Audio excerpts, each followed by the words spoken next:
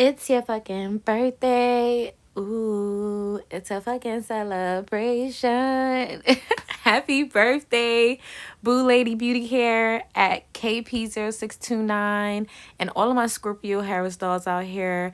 I just want to send you guys a big happy birthday, prosperity, and love. This intro is dedicated to you, and I can't wait to see you guys again. Button, your bra is on its way. Talk to you guys soon. Bye.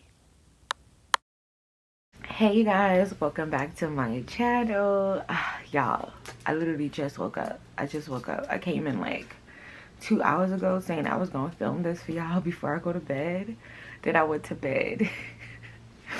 That's why I might sound a little congested and my face might look a little fat because every time I go to sleep that happens. And thank God for Latte because he woke me up because I forgot to walk him for the night. So he woke me up and that's why my ass is up, okay? And I'm about to give y'all this story time.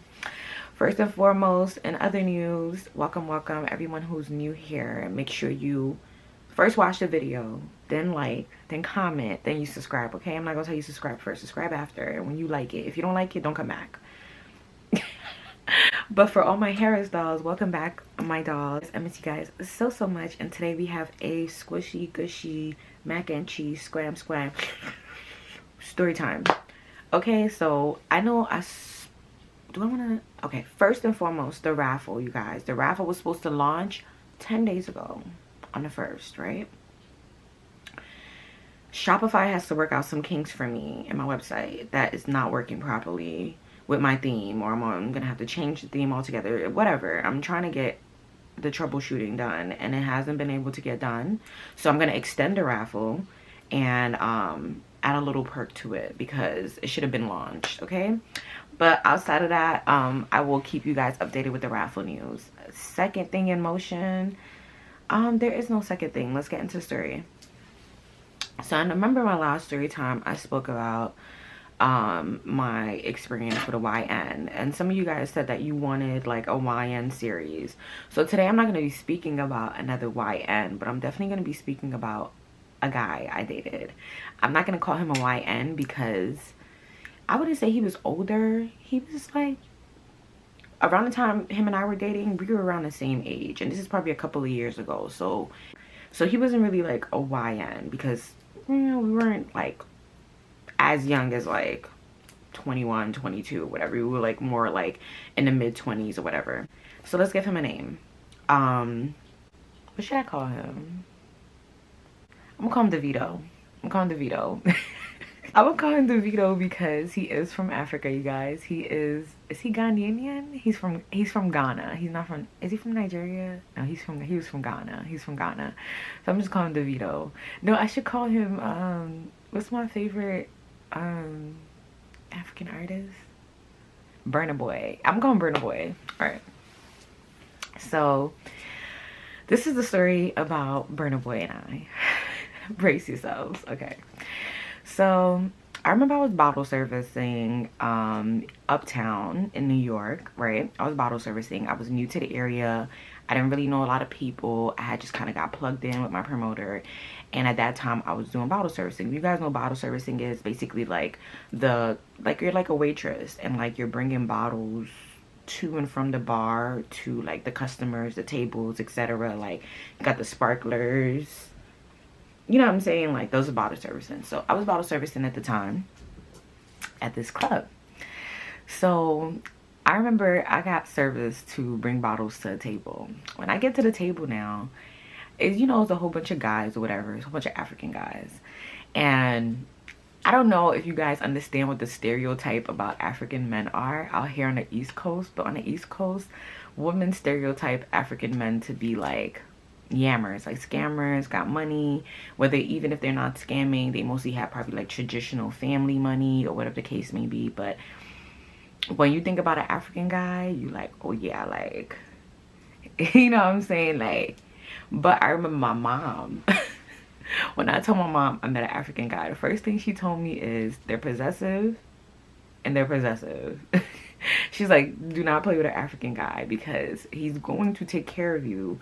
He's going to control everything at the same time, and he's going to control you. So that's something you just got to be mindful of. That's something my mom told me. Mind you, I don't think my mom have a history of dating African men, but that was just what her stereotypical information she received, right? So nevertheless, I get to the table, I'm bottle servicing, got my motherfucking let me stop cursing, y'all, because YouTube's not playing with me with the curse anymore. I got my sparklers in the air, and I see this guy looking at me, but all the guys are looking at me because I'm some fine shit. So but him specifically, like, he was like trying to, like, you know when a guy is like staring at you and they're trying to like get your attention, like they're just like making sure like they stare at you long enough so that when you finally look up, you can see that they're like looking at you or trying to get your attention. So that's what was happening with him, right? So I had seen him. I see everybody. I'm a very observing person. So I notice everyone. I notice people who's staring at me. I notice people who wants my attention. I notice all that stuff. I just don't react to it. But I'm a very good observer. You know what I'm saying? That's why I'm always the quietest in the room. A lot of people tell me that like I need to speak up more and be like my personality doesn't match like my image and stuff like that. Like, as talkative as I am with you guys and expressive, when I'm outside, I don't say much. Like, people don't get this side of me. Like, y'all get this side of me. People don't get this side of me. And the reason why is not because I don't have anything to say, but because I can't observe and listen if I'm the one talking and doing. You know what I'm saying? And I like to observe and listen. I like to be very, very aware of my surroundings. So that's why I'm quiet. Like, I'm a little introverted mouse when I'm outside. I'm trying to like get myself out of that and be more like outspoken. But if there's nothing to say, then what am I opening my mouth for? I'm not a person who's just gonna talk to talk. Like, I hate people who do that, who just, it's quiet in the room, so let me say something. Like, bitch, shut up. It's quiet in the room. It's fucking quiet in the room. Shut up. Anyways, so he looks up, I look up at him. So I finally make eye contact with him, and he waves at me and he calls me over. So I walk over to him, whatever the case may be, and like he's asking me like what's my name and all this stuff like that. And you know, him and his crew, they had bought a lot of bottles, so I didn't mind like being over there conversing with him a little bit, whatever, so I get a little extra tip or whatnot. What the fuck?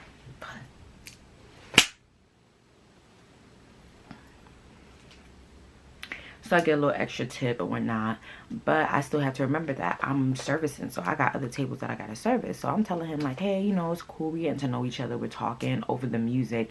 And that's one thing that was a little weird about it, because like he was like trying to ask me all type of questions, like, oh, so you know, this is all you do, what do you else do, where are you from, blah blah. Like, he was trying to get to know me in the middle of a club where there's mad music playing, mad people around, mad people talking, I'm at work. You know what I'm saying? So I basically had to like tell him like, you know, like I can't stay and talk or whatever. So he asked me, do I want to trade numbers? So I was like, all right, cool, let's trade numbers or whatever the case may be. So I'm like, all right, let me give you my number. And he's like, oh, well, I don't know if you're gonna call me or not. Like, I don't want to be the one running you down and texting you, so I'm gonna give you my number, and if you want to use it, you'll use it. That was the first red flag for me, because it was kind of like, sir, I'm confused. Like, one thing I will say that I really do not like about men is that men will be interested in you, right? They'll be interested in you. They'll see you, want you, be interested in you, and as soon as they get your attention, they do this little switcheroo reverse type thing where it's like, okay, well, now you got to audition for me.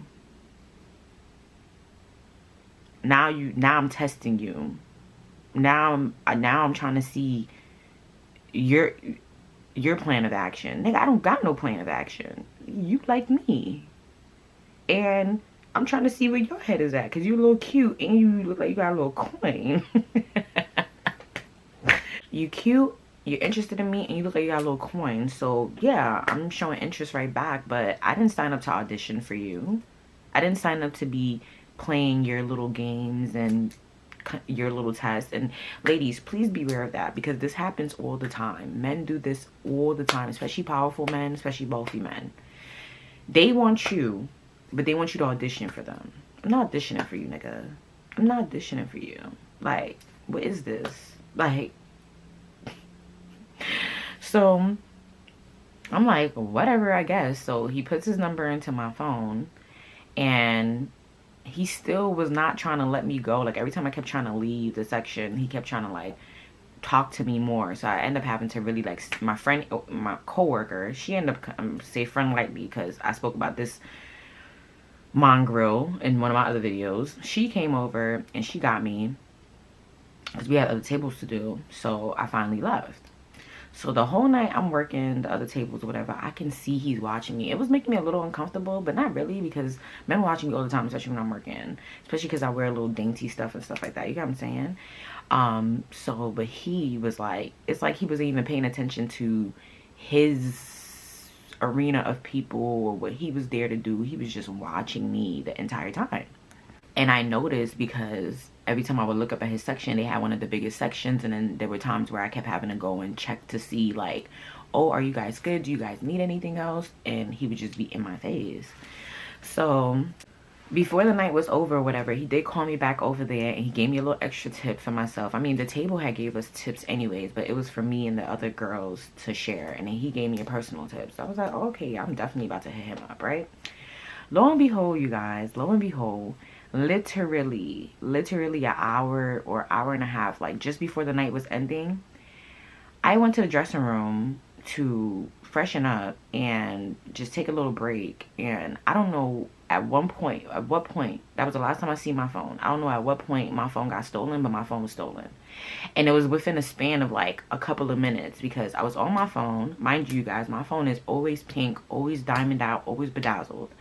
My phone, you cannot mistake it for yours, because what is all this pink shit on here? What is all these diamonds and Hello Kitty and all this stuff on here? My phone is always decked out, and it always has like them strings that hang for like your like wrist or whatever. So it's just kind of like, I knew somebody then mistaken my phone for theirs.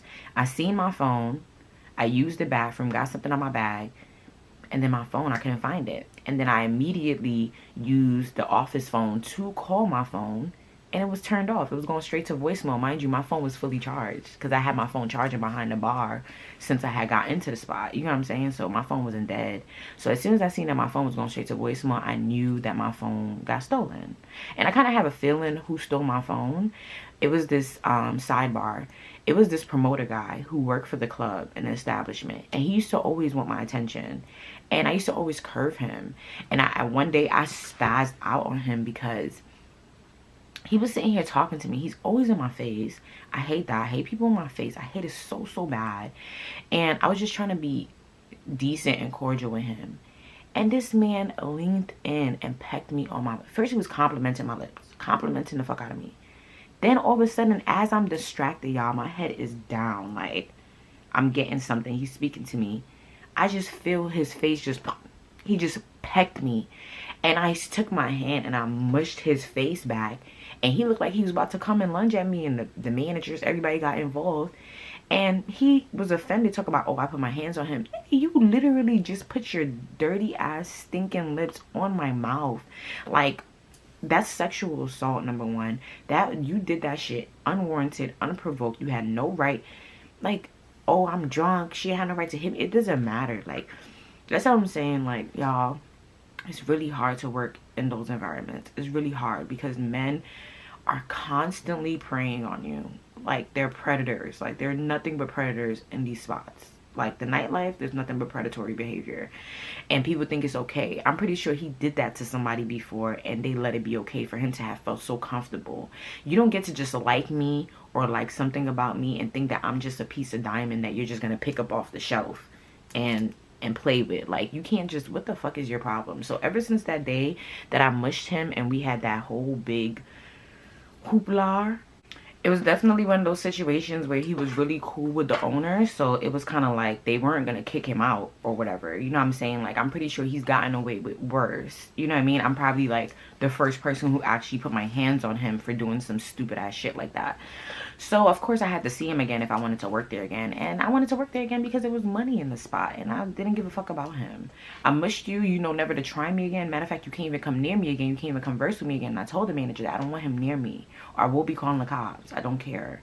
So every time I would see him after that, when I would work there, He's always watching me, always staring at me. If I end up in the manager's office or in the back room, he's there. I'm out on the floor, he's there. I'm behind a bar, he's there. Wherever I was, I would just always see him. And I used to hate stuff like that. If I'm at a party or a big place and it's packed and I keep landing my eyes on you and I'm moving around, you're following me.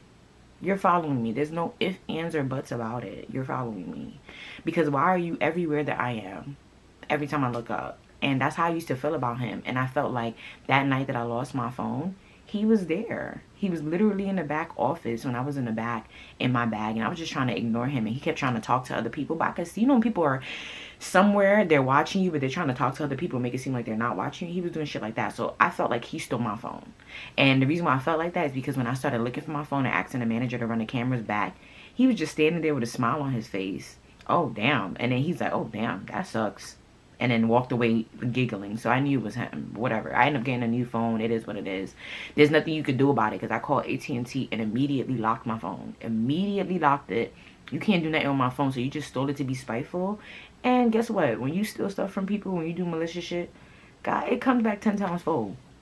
God is always fighting for me. God is always fighting for me. That's how sometimes I'm so disappointed in myself when I take vengeance into my own hands. Because God's vengeance is no blood cleat joke. That nigga's gonna make you pay. For whatever it is that you do that's nefarious, he's gonna make you pay for it. And nobody's exempt, not even me. There's times where I did some fucked up shit out of anger. I had to pay for that. I had to eat that. So I knew he's gonna have to eat that, so whatever. God bless me. I got a new phone the next day. It was what it was. So I say that to say that little story about my phone getting stolen. Remember, what I called him again? Burner Boy. He put his number in my phone because he's all like, if you're interested in me, you're gonna call me. I thought you were interested in me, but whatever. We spoke about that. So his number was in my phone. So at that time, I don't think I had my stuff. Mind you, the phone that got stolen was a fairly new phone. It was probably like a month new. So I didn't have my iCloud and everything, all that stuff backed up yet. So it wasn't like when he saved his number in my phone, I could find it in my iCloud storage. It was just like the phone is gone. Everything is gone. Everything I had in there. A whole bunch of videos that I had, I was a little upset about that was gone because I didn't have it backed up. It is what it is. So the number went with the phone. Boom. That was the end of the story. I didn't make anything of it. I was just like, damn. I lost my little African little link up I thought I was going to have. So I went about my day, went about my business. After I had lost my phone got stolen there and we tried to run the cameras back and like we couldn't pinpoint when it got stolen, I decided that I didn't want to work there anymore. Because I just feel like I don't want to put myself in a position or in a place where somebody feels a way towards me and they're going to be sabotaging me. You stole my phone first. What else are you going to take of mine? This man is watching me. He know what color my bag is. Mind you, I was the only person who would walk in there with a pink duffel bag. He know where my locker is. He's following me around. I just didn't want to be in that environment because it's like men don't take rejection lightly. So the fact that I rejected him, I put my hands on him, and it kind of embarrassed him in a way. I feel like he's going to always be in a position to try to humble me. And not saying that I stop working places for people, but yeah, I do. If I'm going to invite, just like with Clingy, when Clingy was sitting here watching me and sabotaging me because I rejected her friendship, I left the job. You don't ever want to keep yourself somewhere or put yourself in a position for people to sabotage and violate you in your life. There's no money that's worth that because anything could happen to you. Once somebody fixates on you and getting at you, that's it. Get yourself up out of here. You're a target now.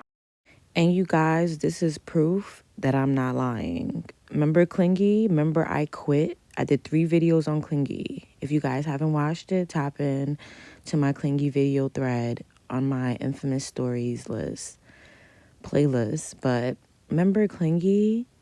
I quit because of her. She obsessed over hating me after I rejected our friendship. And after I quit, her and her friends, her boyfriend, whatever, they came to my YouTube to harass me in my comments for weeks. Then when I finally barked back, they took my comment and went to the cops to get me arrested. And I'm telling you, this all happened months after I rejected her friendship and quit. Months. So that's what I mean about being around people that you reject and then they make you a target. They will stop at nothing to try to destroy you and humble you. Imagine denying a friendship from a girl and she harasses you. You are forced to leave your employment, fuck up your money because of them, and then months later, they go and file a bogus police report against you to have you arrested. Can you imagine that? That's what access and proximity does. That's the reason why when I realize that somebody does not like me, or I've rejected somebody and they did not take that in the best way, if they have access and proximity to me, I remove it automatically because those are the most dangerous people. The only reason why I'm not dealing with clingy still is because that police report, the fact that it was bogus, that was the one time she could play that card. And that was the last piece of access she had to me.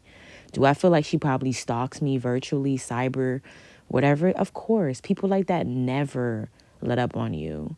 But that's just a prime example to show you why I stopped going back to work at this club. Because look at the whole clingy situation. That's literally proof is in the pudding. Imagine if I would have stayed working at that club with that man. He stole my phone this time. Then it would have been my bag. Then it would have been my money. Then he probably could have set me up to get hurt. Or, you just never know. So whenever you're in a situation like this, just remove yourself. People can't do nothing with you unless they have access and proximity to you. That's it. And sometimes the places that you place yourself and the environments that you place yourself and certain people you place yourself around brings proximity and access, and you have to maintain that boundary. Because once they just fixate on you, it's over.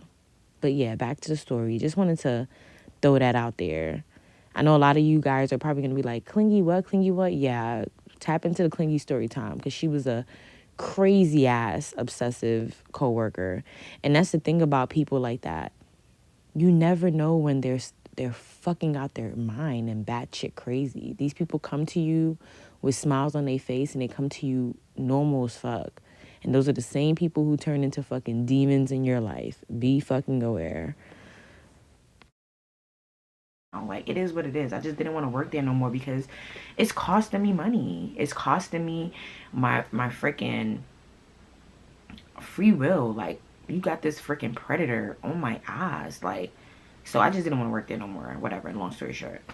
So I stopped going there. I told the manager I wasn't coming back. Because I was tight. My phone. Somebody took my phone. I feel like I know who it is. And even when I was telling him it was him that took it, oh, you can't jump to conclusions. You can't say that. And I could say that.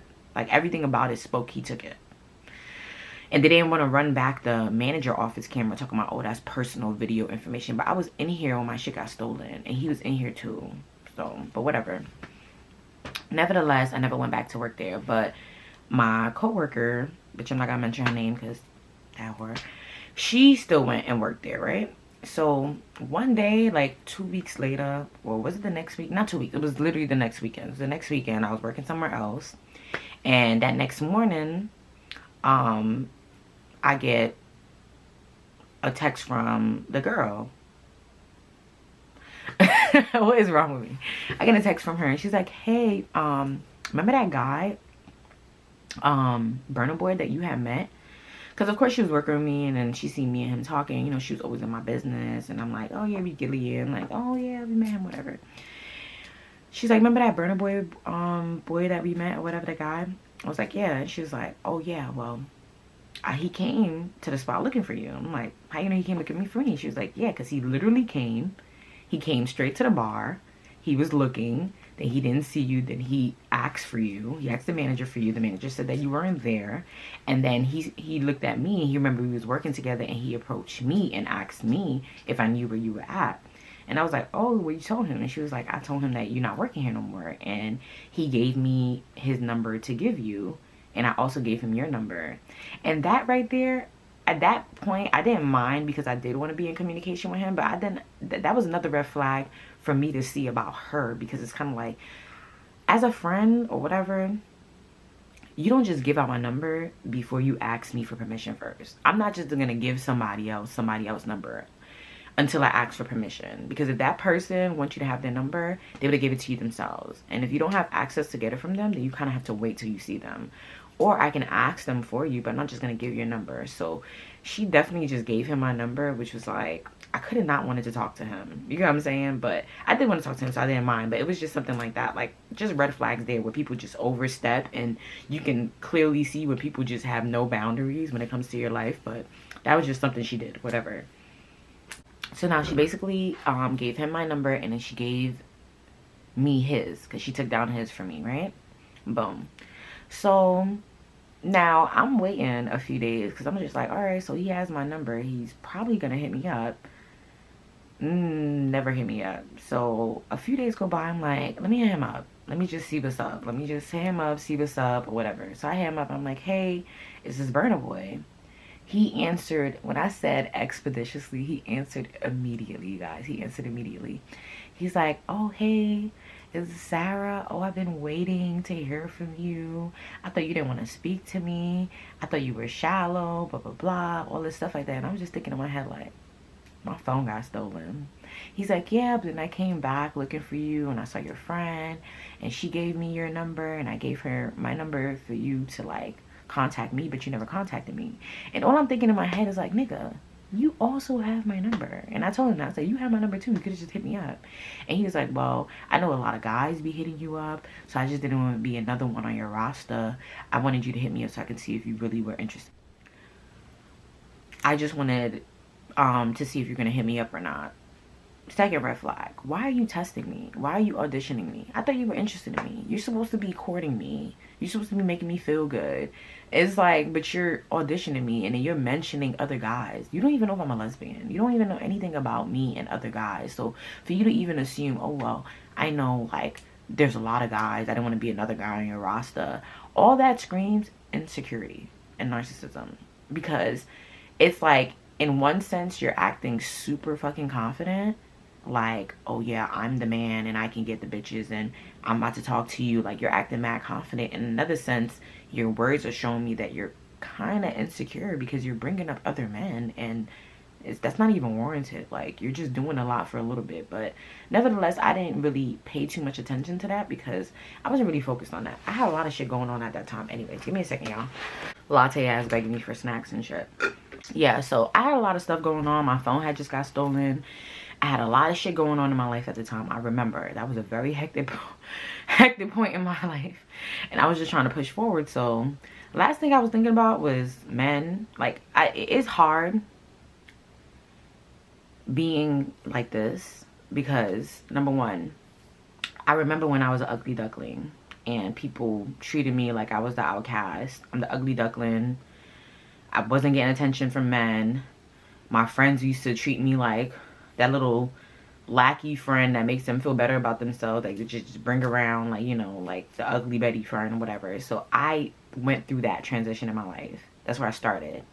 And then I butterflied, I blossomed into this, and I see the ramifications of this as well. And it's like, both worlds suck.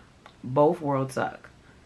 Because even now when I'm in, like, internally, I'm still that girl, that little young girl who never grew up with too much interest in men because men were never really looking at me. Never was superficial because I wasn't the queen bee growing up and stuff like that. So it's like, now people put all these stereotypes on me that are not even me because I never even grew up that way. So now he's sitting here talking about, oh yeah, like, you're focused on a whole bunch of men, and like making those type of remarks. And it's like, it's not even like that. It's not even like that. I've never centered men. Like, I've never centered men because I never had to, because they were never interested in me. So when men started to become interested in me, it was a little weird. It was just kind of like, oh, get away. I mean, yeah, it was kind of like cool, but I already peaked in life by the time that happened. So it just wasn't never something that really, like, I say that to say, I don't like niggas. Like, I'll have a boyfriend, I'll date and stuff, but as far as, like, dealing with men, conversing with men, that stuff don't fancy me. You can't buy nothing with men's attention. You can't buy shit, okay? And a man's attention is always conditional, always comes with some type of freaking condition where they're gaining something from you. You know what I'm saying? They're giving you attention so that they can get something from you. So that never tickled my fancy. So sometimes when men look at me and they judge me in that way, it's annoying because it's like, I don't even care about you, and I don't care about men. I don't care about y'all. I care about freaking fashion. That's what I care about. But I can't even blame them because so many women really censor men like crazy. So they make them, the way women act when it comes to guys, especially wealthy guys, you can't even blame them for having that type of perspective on certain type of women. They categorize us because of how women lead or whatever. It is what it is. It's just, I'm not even gonna get into that. Something irritating me in my eye. I just always take a Q-tip, I wet it, and I just go in the corners. Oh, no, I feel much better. Boom. Okay. I dragged this story enough talking about all the ways I feel about people and men. But him and I are talking now, right? We're virtually dating, basically, because we're from that first day, we start talking, and of course he's asking me all these questions, having me audition for him, whatever, but I'm auditioning his ass too. I start asking him questions too, but in asking each other questions, we actually start to get along. Like, it started to be like really wholesome. So we went from texting like literally throughout the day to like FaceTiming every day, and morning to night, y'all. Like, he's at work, I'm at work. Like, we're at work at separate hours of the day, but we're still always talking to each other. First thing in the morning, last thing in the night. So this went on for about, like, give or take, I'm not even gonna lie, about 3 months. And the reason why it took so long for us to ever even see each other again is because he traveled a lot for work. Like, the position that he did, like, he traveled. But like, and me, I was like not in New York all the time. Like, remember, I was moving around a lot. Oh, well, I always move around a lot. So that we never kind of like were able to make our schedules meet, but we would talk every single day, all day, every single day. So it was like I knew him. It was like he knew me. Like, even though we didn't really know each other, but you spend 3 months connecting with someone, having like a long distance relationship with someone, and you guys are like, you're talking with each other while you're in the shower, while you're cooking, while you're eating, while you're in bed. While I'm walking my dog, while he's at work, while he's studying, he's in class. I'm on the phone with him and he's in his fucking virtual class. He's in meetings and we're on FaceTime. Literally, he would be in his conference room meeting and I would be on FaceTime with him on the next screen, and he's typing and he's in his meeting and I'm just at my house or whatever, doing whatever I'm doing, and we're on FaceTime with each other. Like, it was just that. I'm not even gonna lie. Like, I don't even like talking about it because I have mixed feelings about the situation to this day, but I'm not even gonna talk about it. Like, I hate the way things turned out. I do. I really do, y'all. I hate the way things turn out. But all right, let's just get into it. So we went about 3 months, like that, just bonding that way, and it was beautiful. I had never had that experience with a guy before where I only seen you that one time and we've been bonding for so long every single day and have not seen each other. So we finally get a chance to plan a date and meet up. We finally coordinate our schedules, and it wasn't even coordinating. We had to really push and move things around to even like get to see each other that day. So all right, so the date comes now, right? So I think this is where things took a left turn for us. Everything was perfect before, but this is where things took a left turn. And y'all, there were certain things I loved about him. Sidebar, like, he didn't have social media. He didn't care about social media. He was just a separate being. I think I like that. I feel like a lot of times I meet men, they're like, what's your IG? And blah, blah, blah, and trying to scope you out, trying to see where they're going to categorize you, all that stuff. Like, I like that he was just a separate being in a separate world. It felt like an escape. Like, it wasn't somebody that was attached to the nightlife. It wasn't somebody that was attached to my social media, attached to my neighborhood, or it wasn't the typical John. Like, he was different. Like, he was a working class man. He wore suit and ties to work every day, and it wasn't like he was an older guy. He was only like 2-3 years old. No, he was 4 years older than me, and he was just a young white collared guy, like, who had his focuses on other stuff. Like, he did stocks and and he was actually a accountant.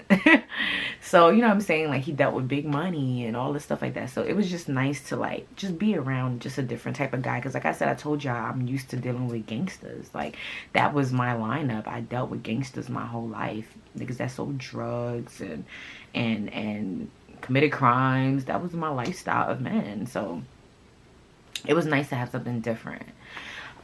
So boom, we get on our first date, right? So he comes to pick me up. I live like an hour away from him. He comes to pick me up. He comes to pick me up in a nice car with the freaking stars in the roof, drop top, whatever. I don't even know why he did that, because that's what I'm saying. Like, I felt like him and I could have worked if he didn't categorize me. Because I feel like even though he was getting to know me, because of where he met me, I was bottle servicing, little outfits, makeup, hair, whatever. He already categorized me. It's not his fault. It's just something that happens in society. Like, you know what I'm saying? So when he came to pick me up in that car, I was just like, oh, that's fancy. Like, it was like a little fancy. It was like a little really like fancy. Like the car door, like I'm not good with car names. Like my brother always told me I'm the worst. I couldn't tell you an SUV from a freaking Jeep. But the cars, that door just kind of like come up like a wing, like that.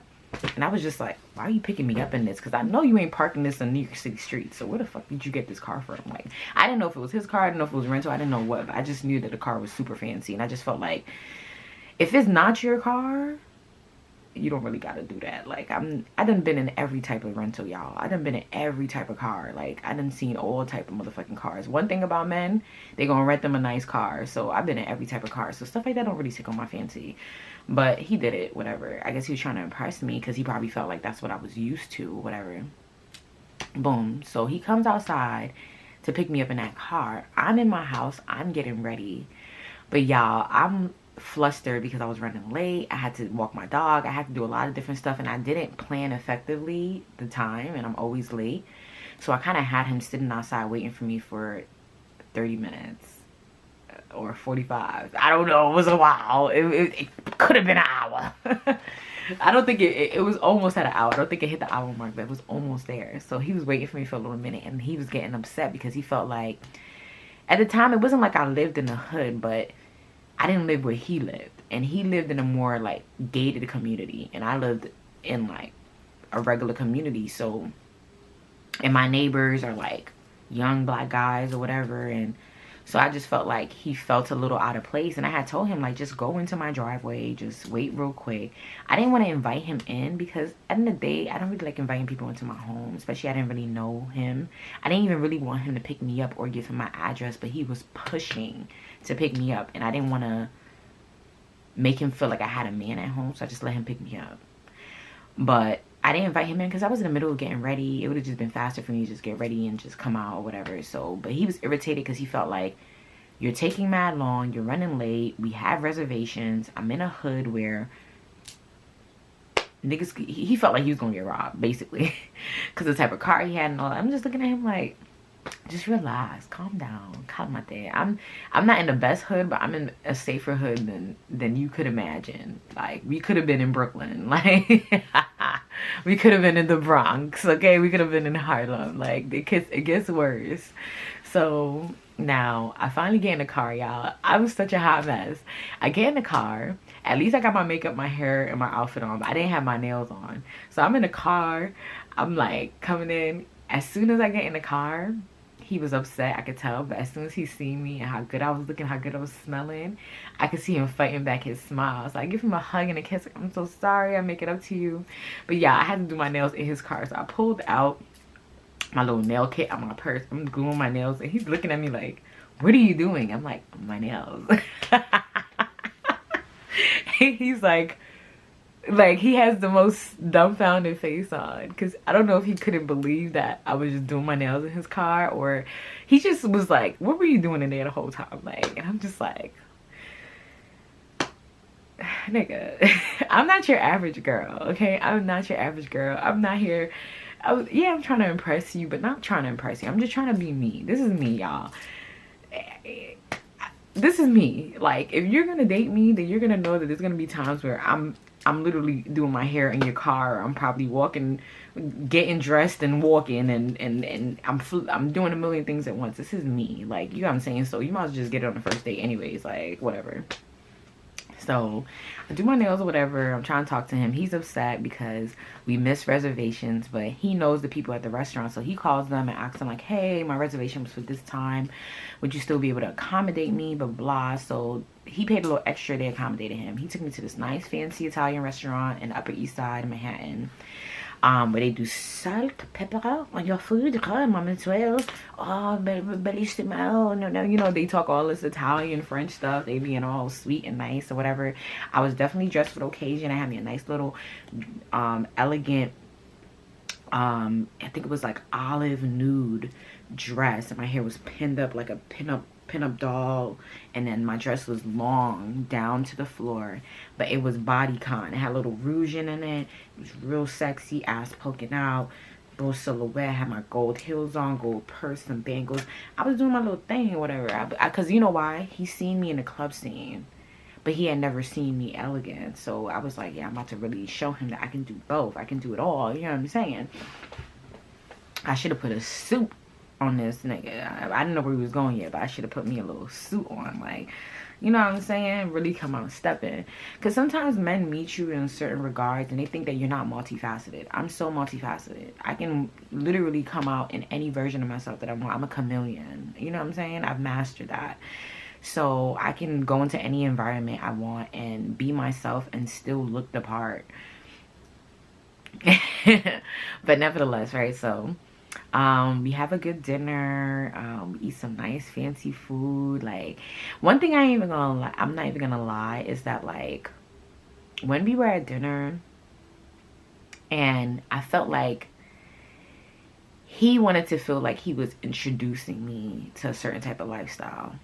You know what I'm saying? Because a lot of times, like, when we were trying to, like, order and they were bringing us food to try and stuff, like, he kept, like, telling me, like, oh, well, this is this, and this is what this means, and this is that, and this is this, and this and that. And I really didn't like it a lot because, sir, I had a father who was the first man who ever showed me what luxury life was. So I don't need a man to show me what luxury is. You got what I'm saying? I didn't like that he was on some, like, the way it felt was like, I'm the wealthy man. You come from this nightlife scene. He already knows I don't have the money he has. I know I don't have the money he has, but I'm not watching that. I don't give a fuck about what money you have. I have life.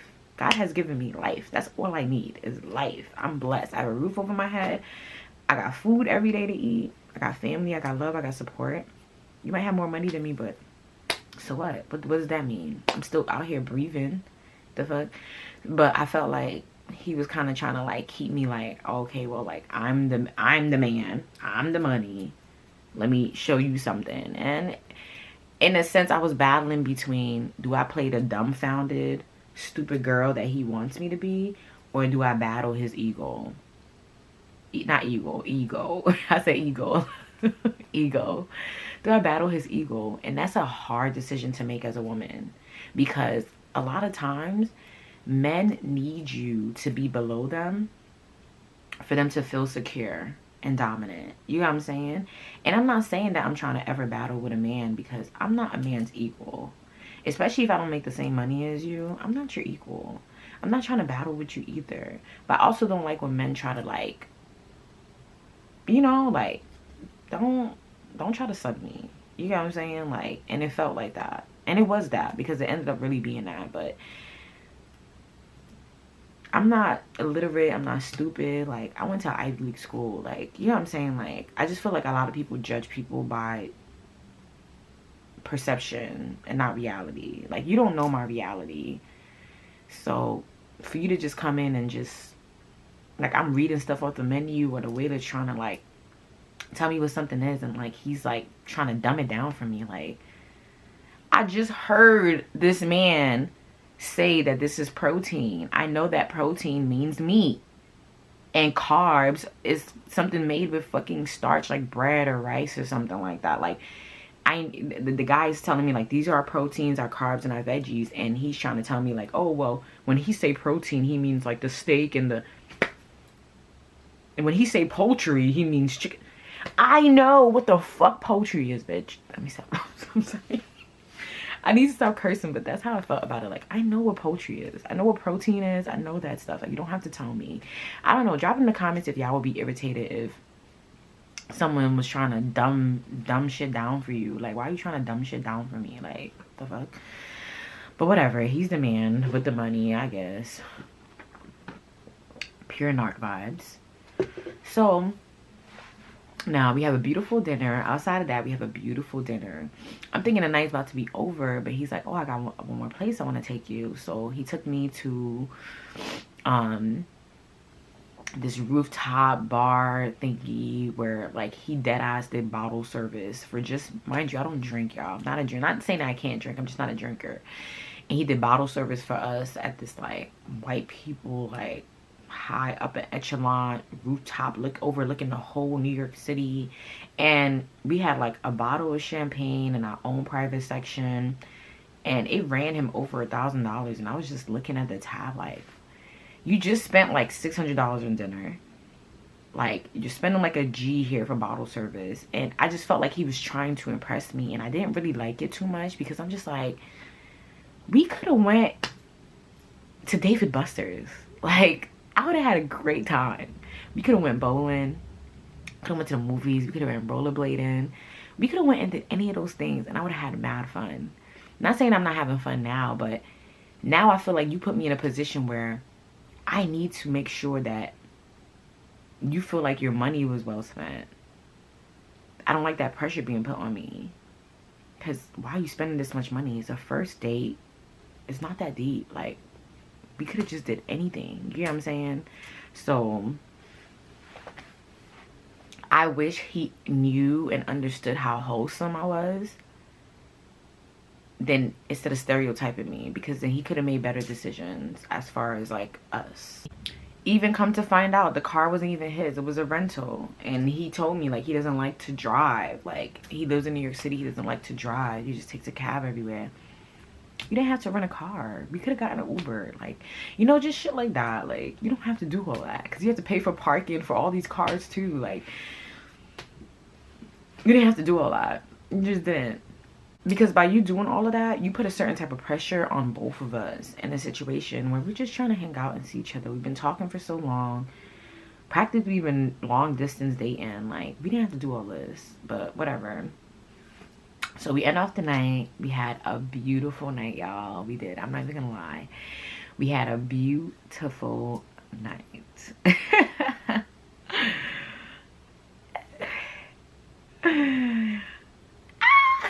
We had a beautiful night. Grown people things.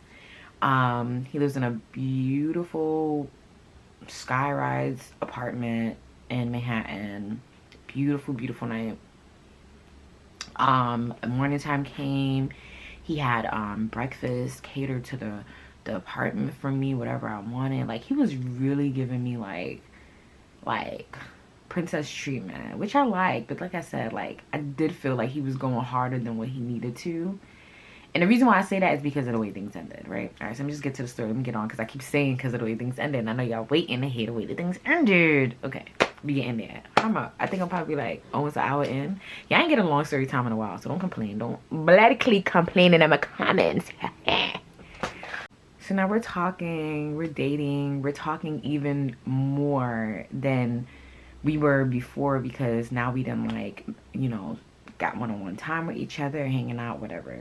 So we start hanging out more often, to the point where, like, even if I'm like at home on FaceTime with him or whatever, and he has a flight the next morning, he's like, hey, I'm gonna send you a car service, just come, let's watch a movie together, come over. Like, he used to, like, I wouldn't say beg, but he was like persistent in asking me, like, oh, just come over, let's go do something. Like, he just kept wanting to see me after that, whatever. So we were doing that, and then there was this one day where he asked me to come over. Like, he kind of forced me. I was going through something. I was dealing with a lot, and I was being a little distant. And I wasn't being distant with him because there was another guy involved. I had a situation that happened, a very private matter. And then I wasn't communicating with anybody for like 3 days, but it was because I couldn't either. I couldn't communicate with anybody. It was just a lot going on. And I wanted to explain that to him, but then it's just kind of like, I do like my privacy, and we're not there yet. So kind of when I did speak to him after those like couple of days I went missing, I told him like, hey, I had an emergency, that's why I was gone, I apologize, but like I'm back, whatever. And I felt like his suspicions kind of like peaked from there because he already was insecure. Let me change my battery and come back. So he's all like, he was pretty decent about it, but he did say like, oh well, if you were with another guy, like you can just tell me, like it is what it is. And I'm just looking at him like, I was not with another guy. Like, why can't beautiful women have grace? Why can't I just be going through something? Why it always has to, why me being beautiful means that everything that goes on with me has to do with another guy? This lip gloss is done. I'm trying to squeeze the life out of it. Why it always has to be with another guy? I feel like men and women put men on me so much. Stop putting men on me. Stop putting men on me. Stop putting bodies on me. Stop putting men on me and around me in my vicinity. Stop. Just because I'm pretty does not mean I give a fuck about men or their attention. Stop. That shit do not make my world go round. And if it makes any girl's world go round, I feel sorry for you. Because men validation and men attention is not what it's all panned out to be. You can't buy shit with it. You can't do nothing with it. If anything, that shit is more harmful than anything. Stop. I get so irritated even when I think about it. Because it's like, if I had a freaking penny for every time people put men on me, or anything, imagine you're going through something that has nothing to do with anybody else, nevertheless men, and people are incorporating men in it because they feel like you look a certain way. Like, fuck you and these niggas. Fuck. Damn. Anyways, so when he said that, I was just kind of like, this don't have anything to do with another guy. Like, this is just something I'm personally battling. It's a family matter too. And that's just it. It has nothing to do with nobody else. Like, you know what I'm saying? But you know, in the back of his head, he already has his own thought process about it. So now,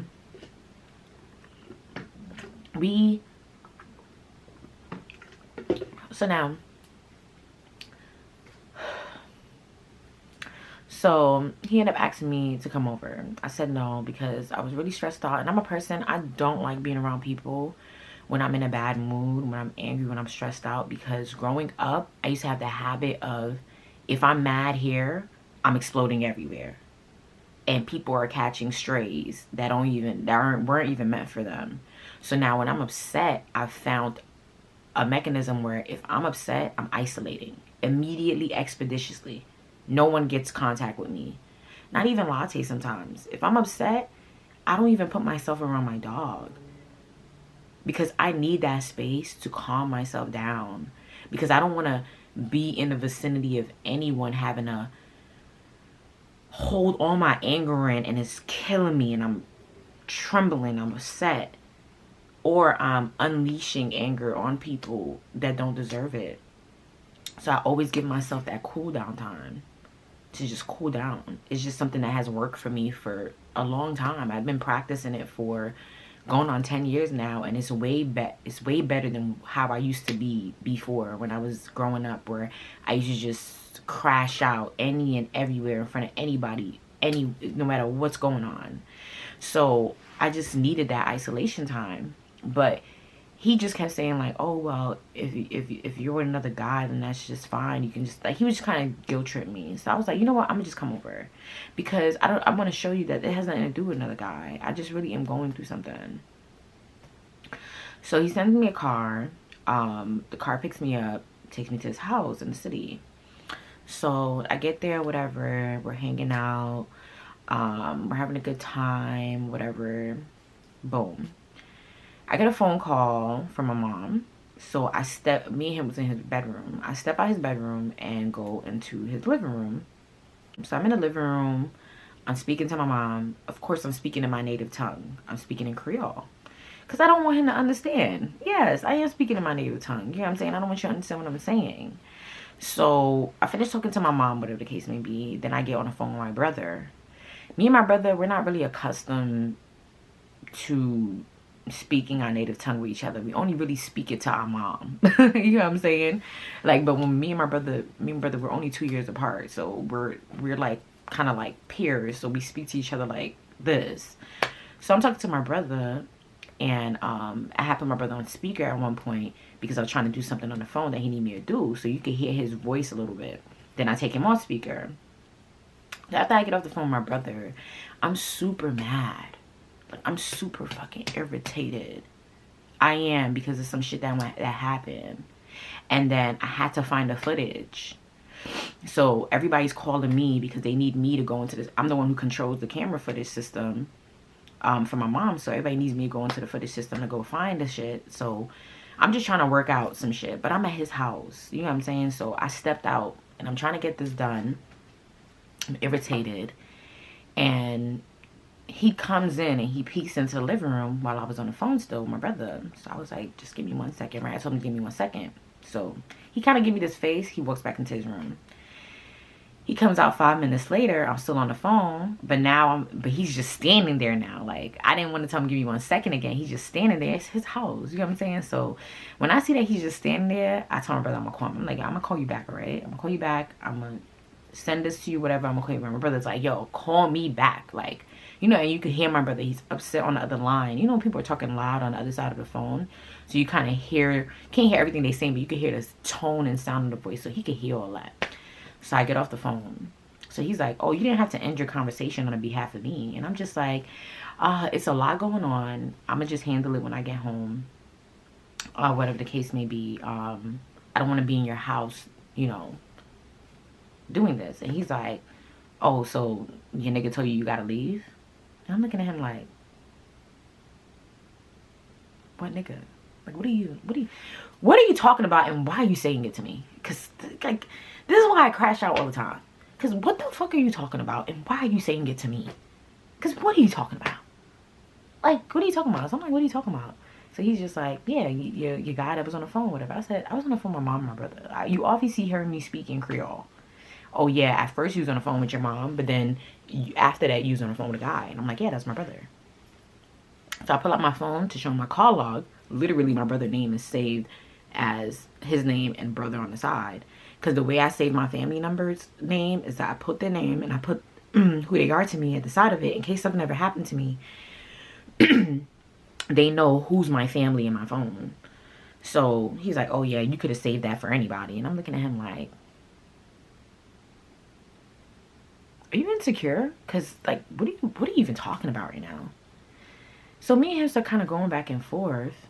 And he's like, you said you had to go, right? I said, yeah, I'm going to go handle some family shit. But I don't have to leave right at this moment. Like, I probably leave in an hour or something like that. He's like, nah, if you're going to leave, then just leave. First of all, my guy, I've been here since yesterday. I got here yesterday. I spent the night. It's literally the next afternoon. And, yeah, we don't get to spend that much time with each other, but I also don't like to overstay my welcome places. Like, I don't, like, because I don't really like people in my house for that long either, too. So it's just kind of like, it is practically time for me to go anyways. And then I still got to go handle this shit. But it has nothing to do with another guy. So me and him is going back and forth, or whatever the case may be, a little bit. And he's basically like, oh, well, if it was your family, then you would have took the phone call in the room. First of all, I was laid up under you. Like, we're literally cuddling. You'd have heard every ounce of my conversation. And this is a private matter that I don't feel like discussing with you or anybody else. Not just you. I don't feel like discussing. I don't even want to discuss it with my family. I don't even want to be going through what I'm going through. So, you're my escape. Like, when me coming here is supposed to be my escape. You're my escape. You're one thing in my life that's making me happy, that's new, that's blossoming. You're my escape. So the fact that you're looking at it as if like it has something to do with another guy is throwing me off. Because you're using whatever past situation or trauma that you have or insecurities that you're facing, you're putting them on me. and I have my own shit I'm dealing with. And if you're not ready to date, or if you're not ready to date women that make you feel insecure or whatever, then don't do it. Because, sir, you're wealthy. I'm pretty sure you could have a whole bunch of women on your tail. Wealthy, handsome. I'm not gonna say the other thing. You know what I'm saying? Like, and I'm not even sitting here talking about other women to you. Because honestly, other women is not my business. What you do when I'm not around has nothing to do with me. Because I would never be in control of that. I would never be able to control your actions outside of me. So I've never been a jealous type. I've never been the one to bring women up. Like, so it was just kind of like, why are you doing this to me? So now, all of a sudden, I'm like, I'm gonna just take a shower or whatever. Because me and him is just going back and forth. I'm a little stressed out, whatever. So I go in his fridge. I get me some wine. I start sipping on some wine. I'm in the tub. I'm literally taking a bubble bath and drinking wine. And just having me a little alone time or whatever. So when I come out, mind you, we had ordered food. And I heard the door open and close. I know he went to go get the food or whatever. So by the time he came back, I was out the shower. So I'm in my towel, whatever, and I see he's dressed, but like not dressed to go get food. Like he's dressed like he's going out. So I'm like, where you going? So he's like, didn't you say you going home? I'm like, yeah, I thought you was going home in like a few. Not now. I'm going home soon in a few, whatever. He's like, nah, your man calling you. Go, go, go. I'm about to go to, I'm about to dip to, I'm about to go hang out. I'm about to go do me. I'm just like, what's happening here? How did we get here? How did I get a phone call from my family and now we're here? Like, how did we transition? And that's the thing about, like, not knowing who you're dealing with 100% and then just jumping into situations. Because had I known you were this insecure, I wouldn't even have played you so close. You know what I'm saying? I wouldn't even have given you the time of day because I don't want to deal with insecure women, and I definitely don't want to deal with insecure men. There's too much chaos in my life. I don't want to add that type of chaos to my life. I got enough going on. So me and him start going back and forth because now I'm offended because I just took a nice bubble bath. I smell good. I look good. I'm thinking that, yeah, we went back and forth a little bit, but now I'm about to come out the shower and we're going to make up and stuff like that. And then I'm going to go home and, you know, we're going to continue on how we were. But now you putting 20 on 10. So after he expresses that to me, I'm like, all right, cool. Because you know what? I've been drinking. I don't even drink. I've been sipping on. I practically drunk that whole bottle of wine. Literally by myself. Because he has like a whole bar in his house. But he don't drink. He says for his guests. So I was just drinking his wine. I don't drink hard liquor. I was drinking his wine. So I'm practically lit because I was drinking by myself. So I'm like, I'm either going to be horny or I'm going to be mad.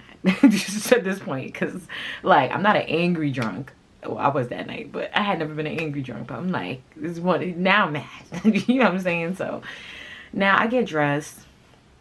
Put my stuff on. I'm ready to go. Like, I'm leaving. So, he's like, no, let me call you a car service. I'm just like, nah, I don't need a car service. I don't want no cab from you. I'll call my own car service. Like, I don't want no cab from you. Like, you dipping on me, like you acting funny, like I don't want no cab service from you. I'm good. So he's forcing me. Oh, you don't want your nigga to the nigga you going back to know that somebody put you in a car with. I could put myself in a car, sir. Actually, I put myself in an Uber. Do you understand? I'm not broke. You may have more money than me, but I can afford my lifestyle, sir. I can afford to take care of myself. You met me well taken care of, and it has nothing to do with a man. Contrary to your belief, it has nothing to do with another man. You met me working. You met me working a side gig, which means that I know how to bring in extra hustle. So why are you trying to play in my face? Why are you trying to play in my face? So, a lot of men are like that too. They want to be your hero and your savior. They want to feel like you need them. And if you don't, they can't feel like you need them, then you're useless. You know what I'm saying? Because that's what builds up their ego. Not only their ego, you guys, that doesn't just build up their ego, that also gives them that control that they crave so much. You get what I'm saying? With the men, it's all about control. It's all about dominance. And don't get me wrong, I do believe that men are supposed to lead. Men are leaders. I don't want to lead. I do want a man to lead me. But you're not going to lead me in a way of where I feel inferior to you. When men lead is because men are stronger when it comes to logic, when it comes to physical strength, when it comes to decision making. Us as women, we have our own strengths. You get what I'm saying? We're good supporters, creators. When you think of like queen and king and their kind of like household back in the days, the men are at the forefront leading, yes. But the woman is in the back in the chambers guiding that man because she's his eyes and ears. She sees and hears what he doesn't. She can see past certain shit that he can't. Cause men are more straightforward and women are more like technical. Like as a woman, we can see past bullshit sooner than men can. You get what I'm saying? So it's all about control. And just to double back in, like, remember how I said that he was ordering the food for me at the restaurant? That's another thing. That's another sign of control. And he didn't stop there. Whenever we would converse, yes, it was beautiful that we talked every single day and all day. But I was walking on eggshells with him because he was like an ELA teacher or something like that. Like, you know, when you're just talking with someone and it's casual, so maybe you might make a typo. Maybe you might use a word wrong. Like, you might use a noun in the wrong place or in the place of an adjective or whatever. He would grammar check me all the time to the point where I started to spell check and Google check whatever I was sending him because I knew he would grammar check me. And I just hated it. I don't know if he was trying to belittle me or if he was trying to show his dominance or take control, but I hate having to be the dumb blonde around a man. Why I gotta be a dumb blonde so that you don't feel threatened? Get it together, sir. Get it the fuck together. All right, let me stop. So now, he's trying to call me a cab. I refuse to take the cab from him, and I'm ready to walk out. I got dressed. I'm ready to walk out. Now he don't want to let me walk out now. I'm walk out. Oh, what are you mad about? I'm like, you're a fake ass nice guy. You're a fake ass nice guy. You spent these past few months being so fucking understanding, so nice, so this and so that, and here you are showing your true colors. And I'm mad at myself for taking a chance on you. You know what I'm saying? I'm not perfect, but sir, like, come on, like you're putting 20 on 10 and I'm going through something right now and you're not making it easier for me. You're actually making it worse. So I bypass him. He's not trying to let me out, but I just bypass him and leave because I'm irritated. So I get downstairs. I'm waiting for my car service. I'm in the bottom of his building. Me and him are texting. We're arguing. And he's like, come back upstairs. And I'm like, no. So I start kind of like just telling him like, F you. Don't hit my line no more. I'm done with you a lot. But I'm lit, y'all. I'm a little lit. Like, I didn't curse. I didn't curse him out. I just said, F you. You're a fake ass nice guy. Don't talk to me again. I'm done with you. Bye. Like, that was it. Like, that's what I said. And then I left. So now maybe like a couple of days go by. I see he didn't hit me up. So I start feeling bad. So I contact him, not even a couple of days. When I got home that night, I told him I got in safe. He left me on, he read it, he left me on red. I was sobering up by that time when I told him I got in safe. He left me on red. I was like, cool, he mad right now, he irritated, it is what it is, I'm gonna give him the space. The next day I hit him up and told him, hey, and he left me on red. And I was like, all right, he needed a little more time. And I did apologize too, I said I was sorry. Then a couple of days went by and I hit him up again and he left me on red again. So I'm just like, nah, I'm not about to keep like, nigga, like I know I was a little bit of a biatch, but come on, sir. So I remember when we went on our first date and we drove past this bakery. I know you guys know Magnolia Bakery, and he was telling me that's like his favorite bakery and this is his favorite cake and this, that, and the third. So I was like, you know what, let me show a little gesture. So I call up Magnolia Bakery. I make an order for delivery to his house of his favorite treats or whatever, right? And then the card says, I'm sorry, whatever. So I got that delivered to his house. I thought he would have hit me up to say thank you. I see the delivery got there. He didn't hit me up. So I'm like,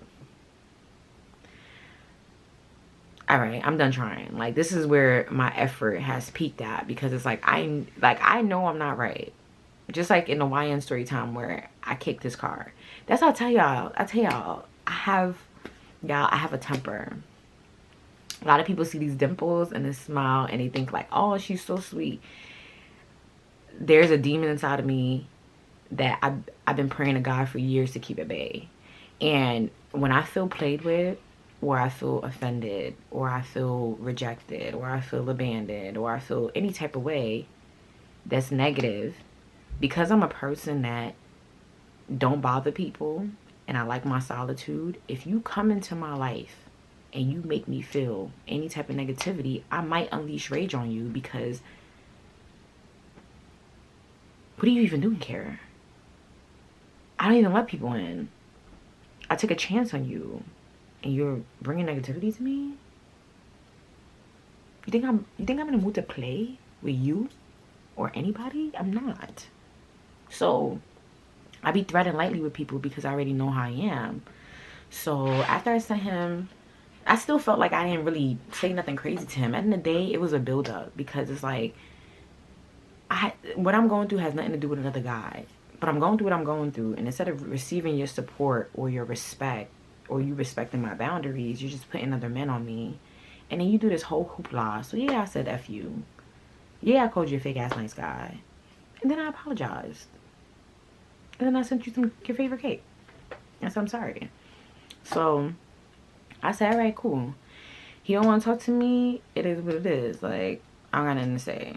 So like maybe like 2 weeks go by. All of a sudden, I get a text from him. And he's like, hey, what's going on? What's up? And I'm like, oh, you talking to me now? Well, I'm so sorry about what happened, whatever the case may be. He's like, it's all right. It's water under the bridge. It's nothing. That was another red flag, because why don't you want to talk about what happened? It's not water under the bridge. You obviously were offended. Yeah, you probably needed some time to get over it, but we should at least talk about it and make sure that we understand each other so that we can fix the problem, so that maybe it doesn't happen again. And I really wanted to express to him, like, stop putting other men on me, because that really was a lot of the root of my anger. You know what I'm saying? A lot of misplaced anger too, but like, that was the root of it. So now we're talking, but it's not the same. We're not talking every day. We're not talking all day long like we used to. We're not FaceTiming. It's just like this awkward, hey, how are you? You're good, whatever, back and forth. Like, the connection is trying to be kept up, but not really. So one day, after a week of us just like talking regular, I see things are not the same. I was like, okay, let me go to his favorite restaurant. Let me get his favorite food, and I'm gonna pop up at his house because I'm gonna be in the city. I was working in the city early that day, and I texted him. I was like, hey, I'm getting off work. I'm in the city.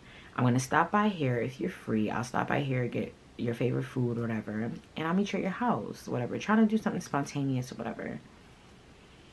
So now he texts me back, and he's like, okay, I guess. So I'm like, all right. I didn't know if that was a yes, come over, no, I don't know. It didn't sound too much like he was excited or anything, but I was like, let me just take the chance. So I get the food. I head to his house. He lets me up, whatever. Usually he comes gets me from downstairs, but this time he didn't. He just buzzed me in or whatever. He had the doorman buzz me in. Not buzz me in, but the doorman has to let you in. He had the doorman let me in. So I get upstairs, and he just opens the door and walks away. Like, don't even hold the door open for me. Don't hug me. Don't greet me. Don't kiss me. Nothing. So I'm like, okay. So now I get inside, and he's just standing there. He's just looking at me like this. Like a disappointed dad. Like, and I'm looking at him like, I'm trying to use my little, cute little, to like, you know, like get his little like attention. So he's just like, you think you're gonna come over here and just smile and think that shit is okay? And I'm like, I thought shit was okay. Like, we spoke on text and you said shit was good. And he was like, I mean, yeah, for the most part, but like, you know, like basically like he's still tight. And that's why I said we should have had a conversation about it, because you're obviously still mad. And he's basically like, oh, I would never even speak to you like that. I don't know why you would speak to me that way, and blah, blah, blah. And granted, he has a reason to be upset, because I did not have a right to tell him F him, all that stuff like that. Sometimes when I get mad, I get out of line. I do. But that's why I stay in my place. That's why I stay in my place. Because I know myself.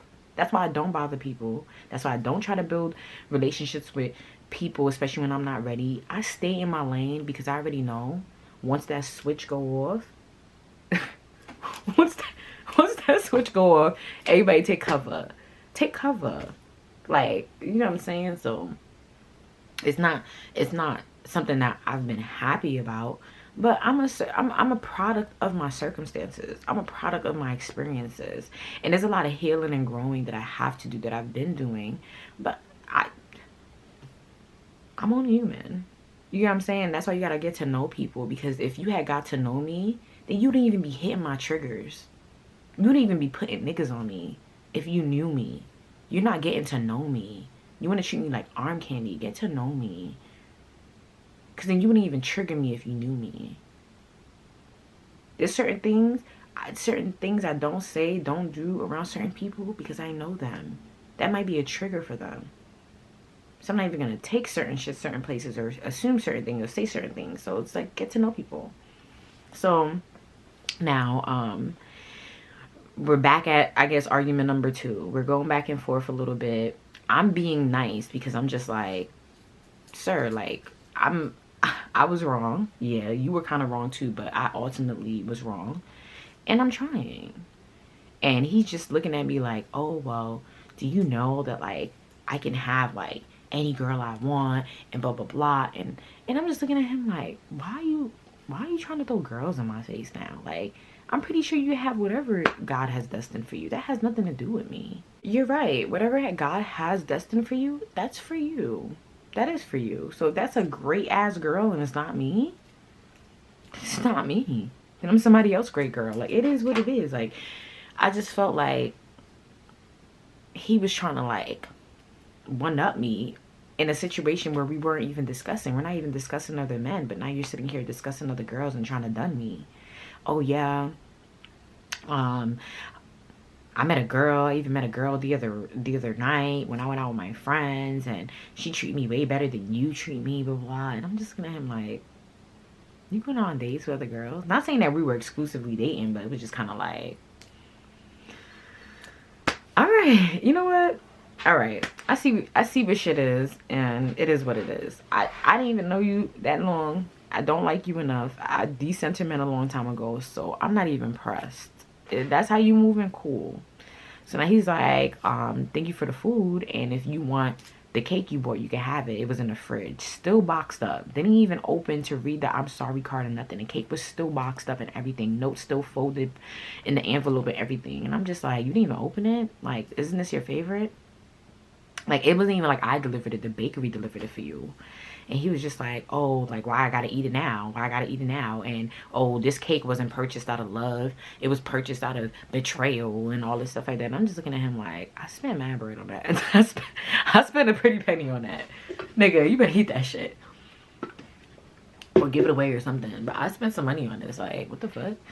So, now, all of a sudden, he's like, well, thank you for the food, but I'm leaving. And I'm like, where you going? He's like, oh, me and my homeboys are going out to the strip club.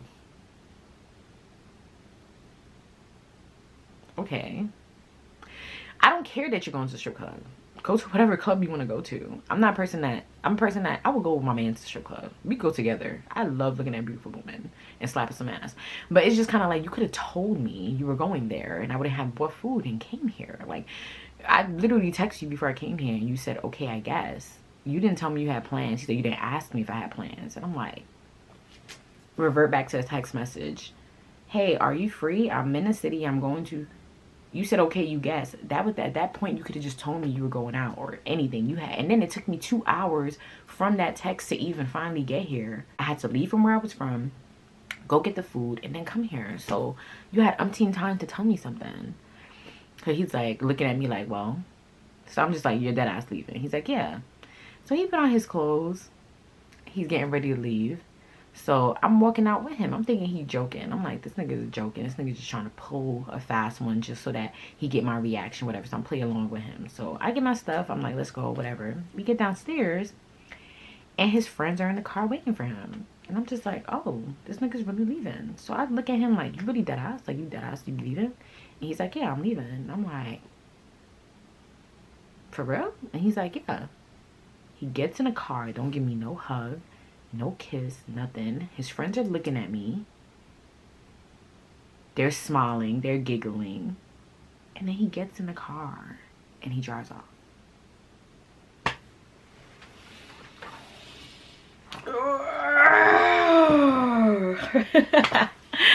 I needed that stretch, but that was also my demon, like. So you know what I do? I smile. I order me an Uber. I take my ass home. I delete his number and I block him. I was done. That was it for me. That was it. Not only did you passively aggressively accept my apology, you had me come here just to embarrass me. Your ego took a hit when I cursed you out and you felt like I was going to go see another guy. I called you a fake ass nice guy and all this stuff like that. Your ego took a hit and you couldn't wait to have another opportunity to embarrass me. Because that's the only reason why you would let me come over there, and that's the only reason why you would do that, especially in front of your friends. Mind you, same friends I met you with the first night at the club. Same friends. So you didn't spoke to them about me.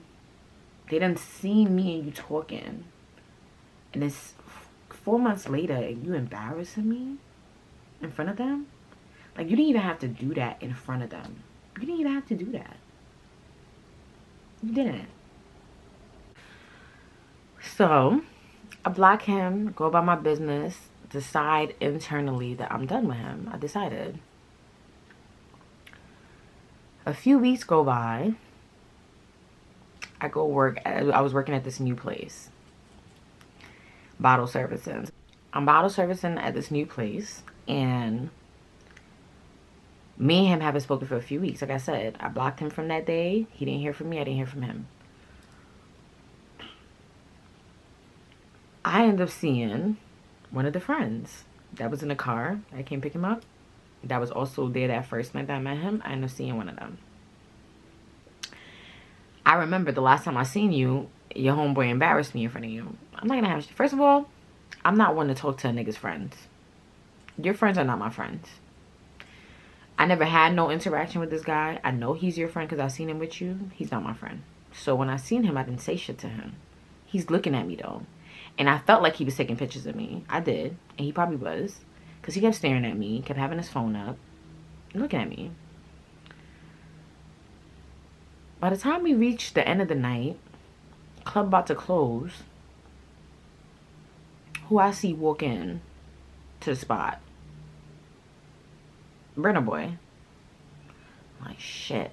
Fuck. I'm annoyed. Because what are you doing here? I know your homeboy told you that I was here. That's why you came here. But for what? So as soon as he comes there, he's staring at me. He's not saying nothing to me. I'm working. I'm doing my last couple of sections. And I'm walking past him and he just keeps smiling. So when I end up walking past the second time, I just decided to approach him. Like, what are you doing here? It's not even your crowd. The party I was working was a Jamaican party. He's African. It's not even his crowd. He's like, oh, I can't come out? And I'm just like, yeah, but this is random. And I know your friend told you I was here. Oh, ain't nobody tell me nothing. I just decided to pop out and you were here. And I'm just like, bro, you don't know my schedule. You don't know where I work, where I don't work. You don't know anything. And we haven't spoken in like 2 weeks. So now I'm talking to him, but he's talking to me, but he's catching attitude. And you know, even though the music is loud, you can see the interaction is not a positive one. Because even my homegirl came and tapped me and was like, you good? And I'm like, yeah, I'm good, I'm good. So as soon as she asked me I'm good, I'm like, oh yeah, I'm at work making a scene. Like, let me get from over here. So I'm just like, well. And you guys, that's what really threw me the fuck off. Because I'm in an industry, like me working in nightlife, I have to be desirable. The whole concept is me being desirable. They could have anybody go serve drinks and serve bottles, and they have beautiful girls do it because it's like it's like a thing where it's like beauty sells. So I put a beautiful girl in front of you, you're more likely to drink more, have more fun, be inclined to spend more money. So I'm in a field where I'm supposed to be desirable. That's my job. My job is not just to bring bottles and serve drinks, it's to be desirable. So if I'm standing with you in a club where I'm working and I'm supposed to be desirable, and y'all, the way he was moving with me during that conversation, it was like a irritated boyfriend that didn't want his girlfriend near him. Like, you could see this like disdain in his face, and all I kept wondering is, nigga, this is not your crowd. You don't even party. You even told me that the party that we met at, you were only there for your close friend's birthday and they dragged you out, but you don't even party. You don't do these scenes. It's literally was a weekday too. You have work in the morning. Nigga work at 7 a.m. It was just weird to me because it's like, even when he would be at the parties, it wouldn't even be like he was having fun. Like, he was just standing there watching me. He wasn't interacting with people. His friend was always doing his own thing. It was just somebody that just came there to watch me. And I don't want to toot my own horn, but nigga, you're standing here like a sitting duck. What are you doing here? What are you fucking doing? You're just here. And then the way he was engaging with me, people was watching, and it was kind of like I had to walk away because it was kind of like he was giving like get away from me vibes. I remember at one point I was fixing something on his shirt, like taking something off his shirt, and he just kind of like moved my hand, like, don't touch him. And I was just looking like, nigga, you know how many guys in here want me to touch them? Are you shitting me? Get on my face. So it was like, when I decided to curse him out, it was just a build up of like, you're playing in my face. You're playing in my face while I'm at work in front of my coworkers and my customers. You're playing in my face in front of your friends off of something that we personally had, a personal disagreement we had in privacy. It's spilling out everywhere. And I'm trying to hold my anger in or my frustration in because I know I was wrong. There's certain ways you have to deal with such situations. There's times where everything is not called for. It probably wasn't called for me to call him names and tell him he was a fake ass nice guy and all this stuff like that when we had our first dispute. It wasn't right. But damn, sir, how many times you gonna be wrong? Because this shit is escalating. It literally went from such a small ass situation and has just been escalating. What are we doing here? So that had really irritated the hell out of me because I really felt like he was killing my swag. I'm in a spot and I got a man pushing my hand and acting like he don't want me in his face, and especially you acting like we in relationship issues. Like, you're literally throwing my riz off. You're throwing my whole swagger off. I went from looking like a sexy bachelorette to like, bitch, did your man come in here to whoop your ass or something? Like, you know what I'm saying? So it was like, yeah, I wasn't jacking that too much at all. It was embarrassing. Nice to see you or whatever, but I'm about to go finish working, whatever. So I go, whew, my back hurt. I finish working. I'm irritated. Mind you, I could have worked just a little bit more because it was one last big table that came in last minute, but he had blew my whole mood, and I hated that because it's like, I'm at work. You know what I'm saying? There's a time and a place for everything. And I felt like you could have found a different way to contact. Yeah, I blocked you, but you could have found a different way to contact me, and we could have spoke. Like, you come into my job, you distracting me, you throwing me off my game, and this is my money. I don't come to your job. You know what I'm saying? Like, the fuck is this? So I was irritated. So I got dressed to leave. I walk out the club. Before I walk out, I see him and I tell him, well, I'm leaving later, so if you want to text me, I'll unblock you and we'll talk. So he's like, nah, you got me blocked. It's cool. It is what it is. You keep me blocked. It is what it is. in his feelings. So what did you come here for? Because you obviously didn't come here to solve anything. So what did you come here for? It's like, ever since I cursed you out, you just don't assault any chance you get. You're not trying to reconcile. You're trying to keep this toxic feud going because your ego's hurt. And I'm not about to play this game with you. So when he started going about like that, I left. I left the spot. Called me a cab. That time I wasn't driving. Called me a cab. And as I'm waiting outside for my cab, I see his friend come out. And his friend is looking at me, giggling, laughing. Mind you, his friend is with another girl. And I'm just like, it's annoying because it's like, I hate when I don't have a direct relationship or interaction with someone. Like, for example, his friend. But his friend knows enough about me to see me and be able to, like, look at me, have his own judgments and thoughts, giggle, do certain shit. Like, I hate that. Because it's like, you have access and proximity to me that I never gave you. You have it through this nigga. You get what I'm saying? And then you got people playing on my head top off of our personal situation. I wasn't jacking it. So I'm waiting for my cab. I go in the cut to wait for my cab because it was a lot of people in front of the spot. As I'm waiting for my cab in the cut, I see Burna Boy come out. And he's just standing there just looking at me like the whole time. And I felt like he was trying to wait to see what car I get into, whether it was a guy that was picking me up or a cab, whatever. And then I get into the cab and he's just standing there with his arms crossed, just looking at me in the cab. And I'm just like, fucking weirdo. Because now I went from liking you to feeling like you're a big ass weirdo. You're fucking weird. You're a weirdo. Because now you're doing just the weirdest shit.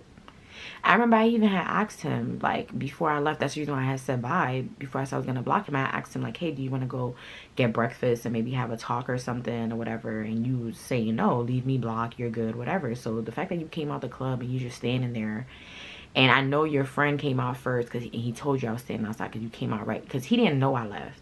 There's a different exit from where the manager's office is. I left through that exit. So when his friend came out and saw that I left, he probably told him, and that's why he came out or whatever. So I did not unblock him. I went home and was just like, I'm done with this nigga. I really am. Because, like, you keep playing on my head top and you playing on my head top in front of people. And I don't think that what we went through was ever that fucking deep. Like, what is wrong with niggas? Like, we're trying to humble women. Like, stop trying to humble me. Because now I feel like you're not coming back into my life to fix anything. You keep coming back into my life to humble me. And you feel like I have audacity because maybe you feel like a woman never treated you like this or never made you feel like rejected in some type of way. And it's not like I'm rejecting you. I did something, you did something, I reacted. I probably reacted in the wrong way. Cool. It looked like it wasn't going to work out. I left it alone. I'm not a person that tried to beat a dead horse. Like, yeah, it's unfortunate it didn't work out. Yeah, I liked you. Yeah, you liked me. But it didn't work out. Moving on. So I go home. I get home the next day. He texted me on my email address. Remember, I had him blocked. I didn't block him. He texted me on my iPad, which is my email. And we used to talk on my iPad too. Like, whenever my phone would die or whatever, I would just hit him up on my iPad. Or FaceTime him on my iPad. So he hits me up, which means that he had access to contact me. He just was choosing to pop up at my job randomly. So he texted me like, oh, have fun last night to whoever you went home with, whoever picked you up. I'm looking at him like, a Uber picked me up. Like, what the fuck are you talking about? I literally got in the back of the car. I didn't get in the front seat of the car. I got in the back of the car. And then I had a woman Uber driver.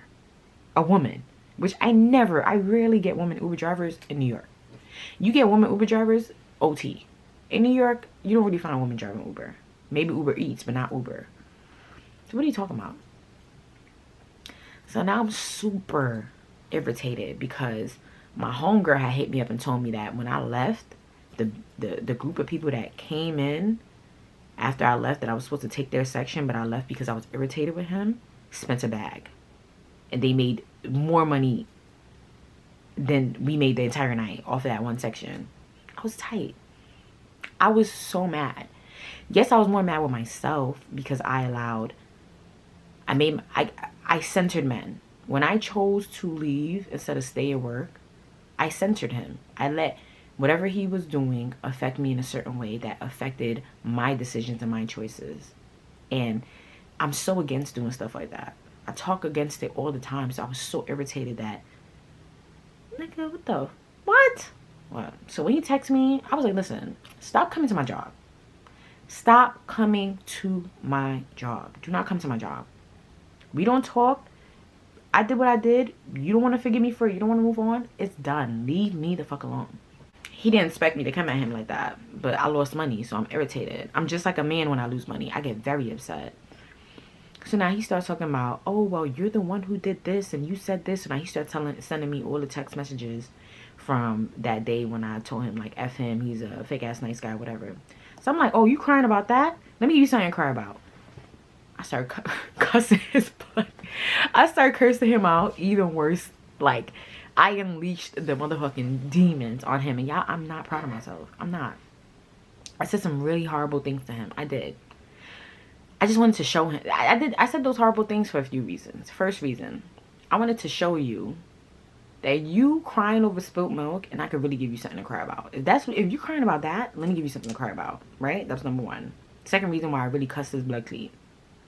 Coming to my job, you're not spending bread. You ain't spent bread since that first time I met you. You popped up here. You're making me lose out on money. And you're embarrassing me in front of your friends. What do you think this is? Third reason, leave me alone now. Now leave me alone. Now leave me alone. Now I give you a reason to leave me alone. Now you have a real reason to leave me alone. Like, I cursed him out to the point where I sent him threats. I even told him if he come back to the spot, I'm going to get men to beat him up. I told him that too. I was just mad. Yeah, did I overdo it? Yes. But at that point, like I told you, I was going through a lot of stuff personally. So the last thing I needed was that. Sometimes people don't understand. You don't know what people are going through in their life. And then you're sitting there and you're picking at them and you're triggering them and you're picking at them. Nigga, if you can't get over what happened between us, move on.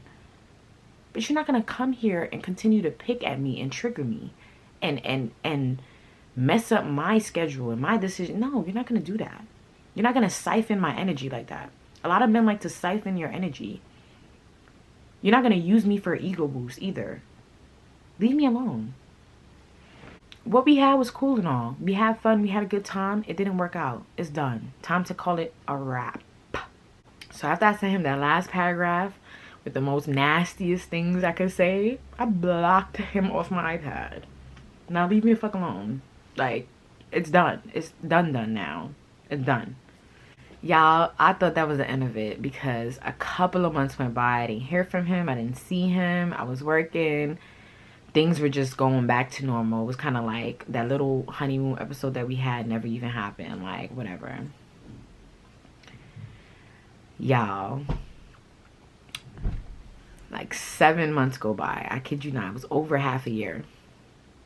I randomly go to this party that I wasn't even supposed to work. I wasn't even supposed to work this event.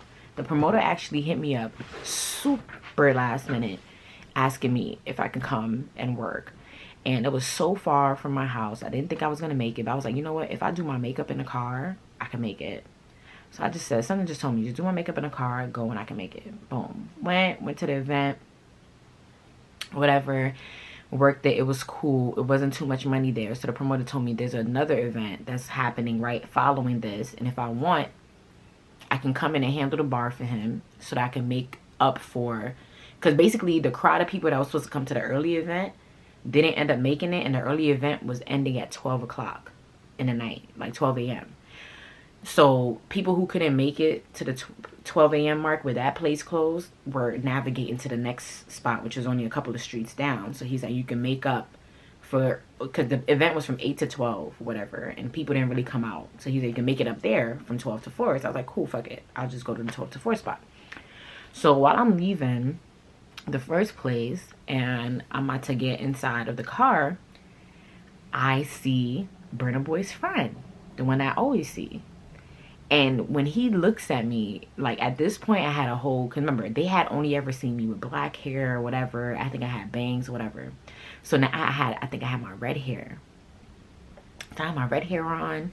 He's trying to see if I'm the same person. I could tell. Like, you know, somebody's looking at you and they're like double taking and they're like not sure. And it's like he saw a ghost. And I was like, fuck, I hope this nigga ain't see me. But he definitely saw me. That's all I kept saying. I hope he didn't see me. So I got in the car, closed the door, whatever, and I drove off. But the reason why I was just like irritated was because the conversation I had with the promoter about going to the next spot, I was having it at the front entrance, and I didn't even notice that Burna Boy friend was in the vicinity. I saw him once the conversation was done, so he probably was there for the entire conversation. I wasn't even observing or noticing, because he was also with other people. So now I'm just like, I brushed it off a little bit, like, oh, I seen him, I know he gonna tell his friend that he seen me, but I just brushed it off. So I get to the other spot, and I don't see Burna Boy friend. So I'm hyped, because I'm like, oh, good. He didn't travel to this next spot. Fuck, good. Last thing I need is these motherfuckers, you know what I'm saying, like, popping up on me. Not thinking, and that's the thing. I didn't think that Burna Boy would pop up on me, because the last time I left off, which was months ago, I cursed him out. I cursed his ass out. I even threatened him. So I'm working, whatever. It gets close to later in the night, and I'm behind the bar, and all of a sudden I'm talking to somebody, and to the left of me, I just feel someone's hand grip my neck like this and drag, like, not aggressively, but like hold me at my neck and just kind of pull me over this way. And I'm turning around, it's a fucking Burna Boy. Looking hella good, smelling hella fucking good.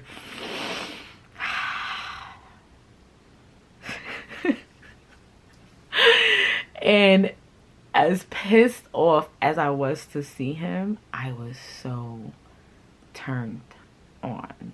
I hate that. I hate it so much. I was so turned on. The way he just came in and just grabbed my neck so aggressively. Like, didn't even say nothing.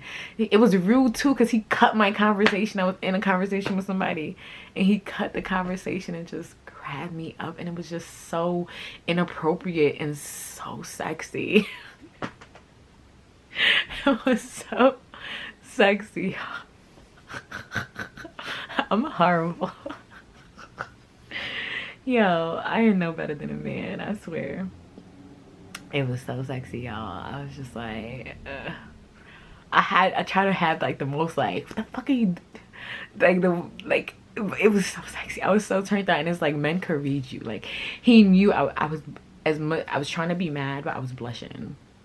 And I hadn't seen him in so long, and he kind of grew a goatee and everything, and I was just like, yeah, I'm still giddy right now. Because, y'all, TMI, I like aggressive men. Not aggressive and like whoop my ass aggressive, but like, especially in a bedroom aggressive, or like put your foot down. Because I'm a brat. I'm a freaking brat. Literally, top to bottom brat. So I need a man, like, when I get married, I need a man that's gonna check my ass. Like, you see how Jocelyn has, like, ballistic? Like, Jocelyn was never good for Stevie J. But ballistic, he can handle Jocelyn. Because he's just, like, he's aggressive in a way, like, okay, daddy. Like, I'll listen to you. Like, it was like that. It was...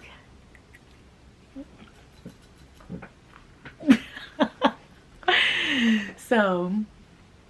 now, he's like, I need to talk to you. What time you get off? I'm like, I don't get off until another hour, and I'm not speaking to you because you're not about to stop my money like you did last time. So he's like, well, how much is this? How much money you want me to spend back here? Whatever money you want me to spend back here, I'll spend back here, whatever. I'm like, you don't even drink like that. Buy a beer, but tip my jar. He started putting money in my jar, putting my money in my jar. So I'm like, all right, we can talk. We can talk. I gotta pay to play, so you can talk now. So I was like, all right, when I get off, which is like less than an hour, if you're still here, we can talk. He's like, I'll still be here. This motherfucking creep sits at the end of the bar, watching me the whole night. When I'm telling you, he's watching every customer I talk to, watching me walk back and forth. He holding on to his beer. He not even drinking it. And then occasionally he'll come and put some more money in my tip jar. Occasionally he come put some more money in my tip jar. And he's just watching me, not saying nothing. And he's making me feel so awkward. So awkward. I don't know if the red hair was turning him on. I don't know what it was. But he was making me feel so awkward. So now the night is over. I get dressed. I leave through the other exit to meet me outside. So we meet outside. We went across the street to the Dunkin' Donuts because he's not a smoker. He's not a smoker or a drinker. So the spots, you know, people are smoking weed, people are smoking hookah. So his eyes were burning, his throat was burning. So he needed to like get tea and water, all that stuff. Like he could barely even like talk. I think he had asthma or some shit. So I'm just like, why were you sitting in there just inhaling all of that? Like me, I'm a smoker, and then my body's used to being in those environments. Yeah, my eyes will burn occasionally, but your body gets used to stuff like that. But him, like, he was going through it because that's not his scene. You know what I'm saying? And if you're not in those scenes a lot, even the first party I met him, he came for a friend's birthday. Like, those are not his type of scenes. He don't go to those type of events. So he was going through it. So we went to Dunkin' Donuts, got him some tea or whatever, and then we started to talk. So he's just like, oh, I don't even want to talk about anything. I'm over everything. I'm like, yeah, you said that the last time. And then I was like, the shit I said to you, I was honest. I was like, the shit I said to you that very last time, I said it to hurt your feelings. I said it so that we don't ever have to talk again.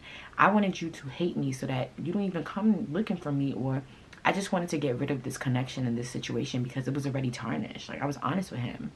I was like, not that I meant any of the things I said. You know, I said a lot of things, like a lot of mean things. I called him ugly, all this stuff. I was trying to play on his insecurities. I was. Because I was just tired of feeling belittled by him. And I shouldn't have done that. I shouldn't. And I apologize for it. I was like, seriously, on a real note, like, whether we are friends, good talk or not, like, I'm really sorry about saying those things to you because I shouldn't have. I said it to hurt you. That was the goal. I was trying to hurt you. And hurt people, and I was not in a good space at the time. You get what I'm saying? And I was like, and I don't want to go down this road anymore. You get what I'm saying? Things just don't work with us. And I take responsibility for, you know, I was drunk and I did some shit that you didn't like. And I think we both just have to accept that we had a good run. It probably wasn't just meant to last forever, because we obviously can't get past that point. And sometimes that's okay. I feel like sometimes when you force things, that's when toxic chaos develops. It's okay that we didn't make it past that point. So he's like, oh, well, you don't like me anymore? Like, you found somebody else? And I'm like, that's the problem I have with you too. It has nothing to do with anybody else. And it really didn't. It's not like I found somebody else that had nothing to do with anybody else. So he's like, oh, we don't got to stand out here and talk. Let's go get some food. Let's go eat. He's changing his tone. Because remember, he didn't want to do that before. So we went and we got breakfast. And we spoke a little bit. And it had reached a certain time. I had to leave. I had things to do that day. So he was like, oh, well, you know, do you want to hang out for the day? Whatever. Even if you don't have, I know you just came from work. We can go to the mall. I'll get you some clothes. You get whatever you need. I just would love for you to just spend the day with me. And I'm like, that sounds cool. I love the offer or whatever, but I really had something to do. And honestly, if I didn't have something to do, I probably would have took up the offer. Even though I shouldn't have. I probably would have. So I just told him I couldn't. And I could tell he was disappointed, or whatever the case may be. He was a little irritated. So when we were leaving, I got in a cab. I left. He got in his cab. He left. He tried to put me in a cab again, but I just didn't want him to know where I was going because I wasn't going straight home. I wasn't going to a guy house anyways, but I had to make moves. So I text him when I get home, and I unblock him. I text him, whatever, and we're having like a regular conversation. I apologized to him again. I was like, hopefully we can, you know, build a friendship. Hopefully we can be friends or whatever. So he's like, I told you, it's water under the bridge. We're good. Like, we're good, blah, blah, blah. And I'm like, all right, you saying we good, so I'm gonna believe you this time. Again, I hope we're good. So we're texting, not every day, probably text like every couple of days, every week or whatever. So after like a month of us for that month, we probably just texted each other 3-4 times, honestly. So I was like, hey, I would love to take you out as like I'm sorry or whatever. So let me take you out, like, or if you're free at the end of the month or whatever, we can coordinate our schedules. And he was like, that's cool, but you don't got to take me out. I don't need no woman paying for anything for me. I'm like, I know. I'll take you out anyways. And if you want to snatch the bill from me, by all means, you can. But if you allow me to pay, I'll pay as well.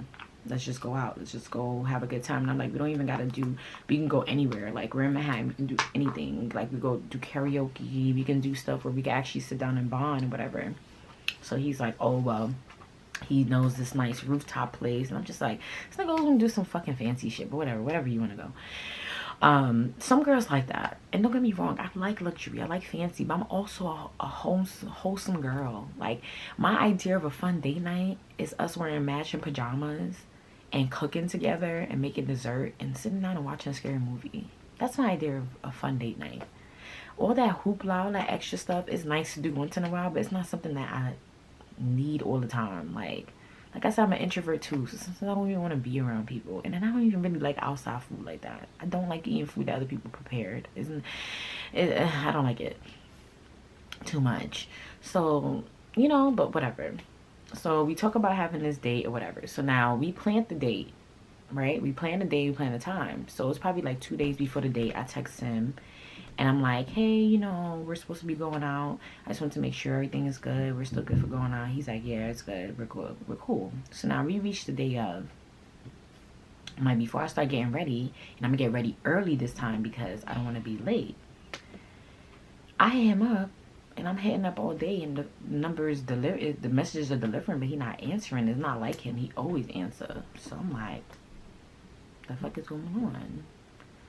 So the whole day goes by, and I'm like, you know what, I'm gonna just get ready just in case, because I know men get ready faster than women, and if anything, I could just go do something else, because I had a free day that day. I had made sure I freed my whole day so that I wasn't late again, all that stuff like that. So I didn't really have much to do, but I could go figure out something to do. So I got ready. Whole day went by, he never hit me back up. I wasn't gonna run him down either. I hit him up maybe 2 or 3 times. I think I called him twice and texted him like 2 or 3 times. He didn't answer.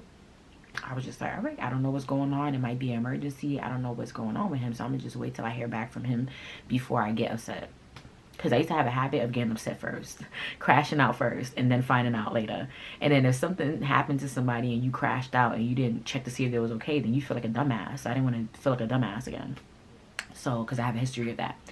So now, the end of the day reached. Still didn't hear from him. Next day come. Not even the next morning, next afternoon, he texts me back and he's like, oh, I forgot yesterday was the day you were supposed to go out. I'm like, you forgot? And he was like, yeah, I did. I was just kind of like doing some stuff with my brother, and then my friends came and it completely slipped my mind. So the whole time that you were engaging with your brother and your friends, obviously via phone, you never see none of my calls, you never see none of my texts.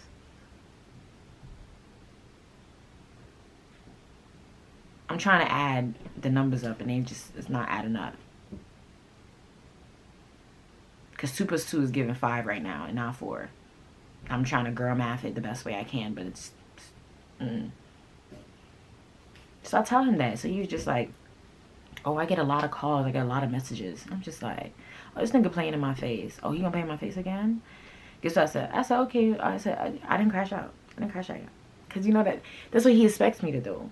A lot of men, they get turned on by you crashing out. They like that shit. That shit turns it on. They siphoning your energy. They're like, oh, I'm making her react. I'm making her feel away.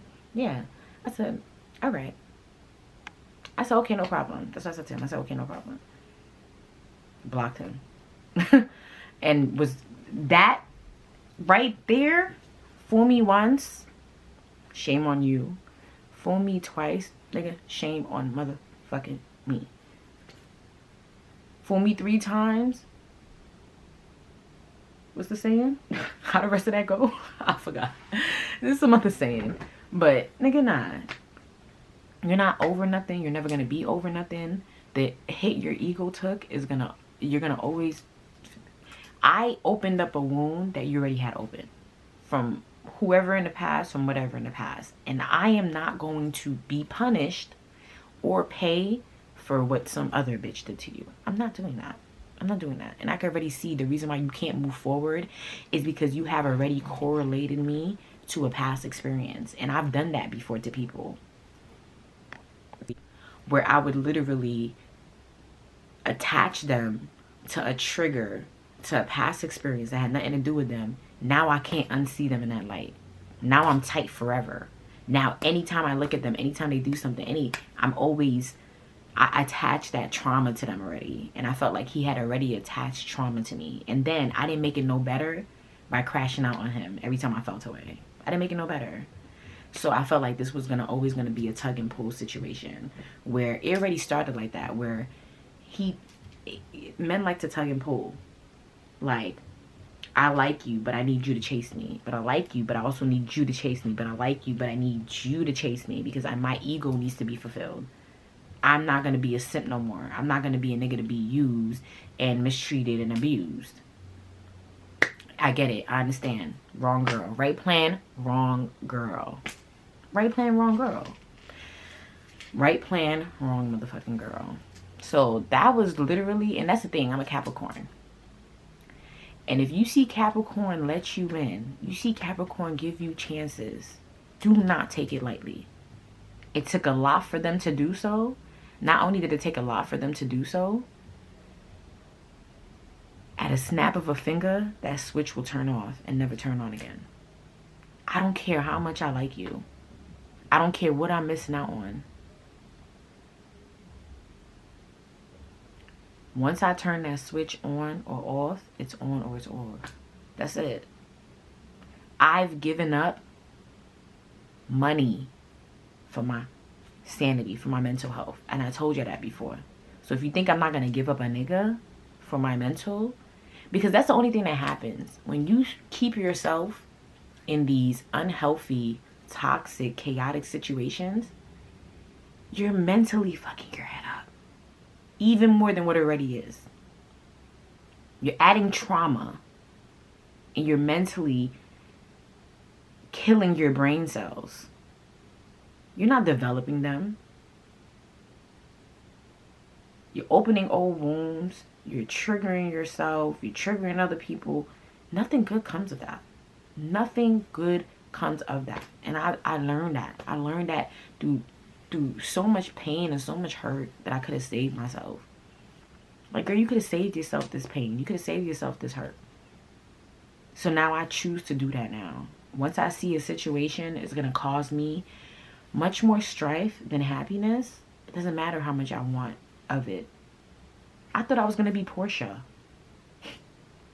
I thought I was going to be Portia, y'all. I thought I was going to have me this expensive, lavish African wedding. You're my African queen, girl of my dreams.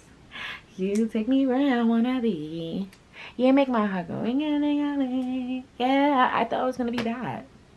I was even thinking about my dress that I was gonna design and all of the tradition and get money thrown at me, and I would be a beautiful African bride. You know what I'm saying? And incorporating my tribal drums and Haitian tradition into my wedding. Like, I was thinking about all that. I was thinking about the fairy tale life with this guy. I really was. Early on too. I never told him, but I was thinking about it. And like, he didn't have kids, I didn't have kids. It felt like a good match. And like, I felt like I wouldn't say he was boring and dull, but like, he wore suits and his regular clothes were black and gray, and his house was so like just prestige and white, and like, it's me with all the colors and the pink, and I'm dramatic and extravagant and outgoing. It was just like, it was like a balance, and I thought it was gonna work. I thought it was gonna work. I felt like I needed that structure and he needed some fun to balance each other out. It felt like it was gonna work, and I really, really liked him. I still do like him. I do. I still do like him, but I have to pick my mental stability. I've been mentally unstable before, many times. And I'm not proud of it. But like I said, I'm a product of my experiences. So I try to make sure that my experiences are the best they can be so that I don't add to that. I used to be a cutter. I used to be depressed, go through depression, weight loss, weight gain, all this different stuff. Like, I don't want to keep putting myself through that mental type of stress. I just want to be grateful for the things I have. And understanding that things I don't have is stuff that God didn't want me to have anyways. Because if God was a part of this, it wouldn't feel so confusing. It wouldn't feel like so much strife. God don't give me more than I can handle, but he doesn't give me stuff that's also going to destroy me. That's not our God. God gives us stuff that's going to grow us and teach us lessons, not stuff that's going to destroy us. So once I feel like something is destroying me more than it's helping me grow and learn, I got to get out of it. And I do feel like our situation was unfortunate because we're just two people from two different worlds who experience two different types of traumas and triggers and life experiences and stuff, and then we never gave each other that chance to understand where we came from and understand who we are now. That's just it. So I was done from that day, right? Boom. A couple of weeks go by. I would say 3 to 4. And I told y'all I turned the switch off. It was this big event happening. And did I think he was going to be there? No, I didn't. Did I think that his friend probably would have been there? Yeah. Because I feel like the friend knows a certain promoter. So I feel like whenever that promoter would throw events, the friend will always be at that. I noticed that he's always at his parties. You know what I'm saying? If anything, he's always at his parties. And I've seen them talking before. I felt like 9 times out of 10 his friend would be there. Lo and behold, y'all, I go to work, not even thinking I'm gonna see him. Not even thinking about him, to be honest, at all. I didn't have him as a thought process because I completely turned the switch off. I just said, you know what? I'm giving up on this dream. I'm not going to have my Porsche wedding. I'm not going to have my Porsche for Real Housewives Atlanta year wedding. I'm not going to have it. It just, it is what it is. Moving on. I got shit to handle. I got shit to take care of. So, and then it felt a little, I felt relief. I think I liked not having to be in a situation where I gotta prove myself to. Like, dating him made me feel like I had to prove myself all the time. Do you get what I'm saying? Like, and that's just an unfortunate thing to feel, especially when you're around a man. You want to feel like you're enough. And I just didn't feel like I was enough when I was around him. And he didn't help with that either. So I felt a little relieved. Because, like, when I'm just in my own lane, I'm just me. I'm not comparing myself to nobody. I'm not trying to live up to nobody's expectations. I'm not disappointing anybody. Everything happens internally. If I'm disappointed, I fix it. If I'm sad, I fix it. Whatever happens internally with me, I handle internally. But then once I start involving other people in that, and then you expect people to fix your pain and fix your hurt, or you caused this, you made me feel like this, you should be here. You're just putting so much pressure on yourself. And nobody owes you anything. You owe yourself everything. Nobody owes you anything. So I'm not in the fashion of letting people come in and create chaos in my life and then I gotta pick up the pieces. Can't do it. So I'm in the spot. I'm excited because I know there's about to be money in here tonight. I'm getting ready to work or whatever. Party starts. I see him and his friend, Burna Boy and his friend, come walking in to the spot. And I remember telling the first thing I wanted to do was run and go in the back office. That's the first thing, just so I could scream a little bit and just collect myself. But I said, Sarah, no, you're not leaving from here. You're not moving from here. You're not going to let him siphon your energy tonight. You're going to completely act like he's a ghost, act like he does not exist, whether he comes up to you and speak to you or not. And if he comes up and he try anything like he did last time, like grabbing my neck, you're going to set a boundary. And then you're going to go back to ignoring him. And you're going to remain professional. You're going to do your work. You're going to leave. And you guys, he knew that I was going to be at this party because that was around the time where I used to like be on flyers and whatever the case may be. Now I don't really do the flyer thing because I've had a lot of situations where people who are my opposition would see me on a flyer for like an event and they would dead ass pull up there and try to like Cardi B the fuck out of me. Like they would literally pull up there and try to like throw stuff at me and do certain stuff when I'm behind a bar, I'm working. So because I know I have so many eyes on me, I don't do the flyer thing anymore. But around that time, I was on flyers. So I remember it was a theme party. I forget, was it Halloween or was it things? It was some type of theme, and we had to literally do like a little photo shoot that week before because like I said, it was going to be a big event. So I was definitely on a flyer. His friend, like I said, who was friends with the promoter, like his friend was the party nigga. He was always at every party. He was the one that was connected with the promoter. So I'm pretty sure that his friend saw me in a flyer and told him. Because like I said, Burna Boy don't got social media. So it all made sense. I still didn't think he was going to pop up. Still was really shocked. Because like I said, shit already went downhill. But let's finish the story. You're going to go home. You're going to go about your business. Because at this point, it's been a year. It's been a year, and our honeymoon stage has been over since the 4th month. Literally. We've been spending the rest of these 8 months playing this little game randomly. Like, I'm not doing it no more. This is a whole year wasted where we could have built with each other. We could have been in a relationship already. Like, we could have...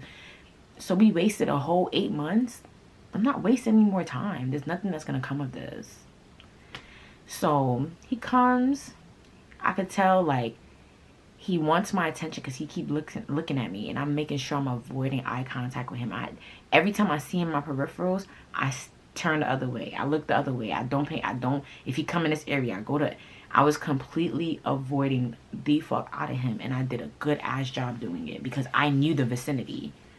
It probably was his first time coming there, but I had worked there before. I knew the vicinity, so I knew how to maneuver, how to work over here, how to do this. And I mean, you gotta remember, it was super packed. It was super, super packed. It was a lit night.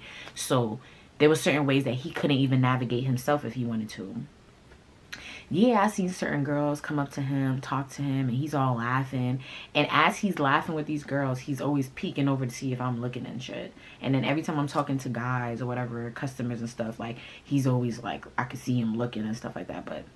And then at one point, I seen him tap, like, his friend and point over by me, and then the friend start walking over to the area I was at, and I left. That bar area, I left. I went to the back.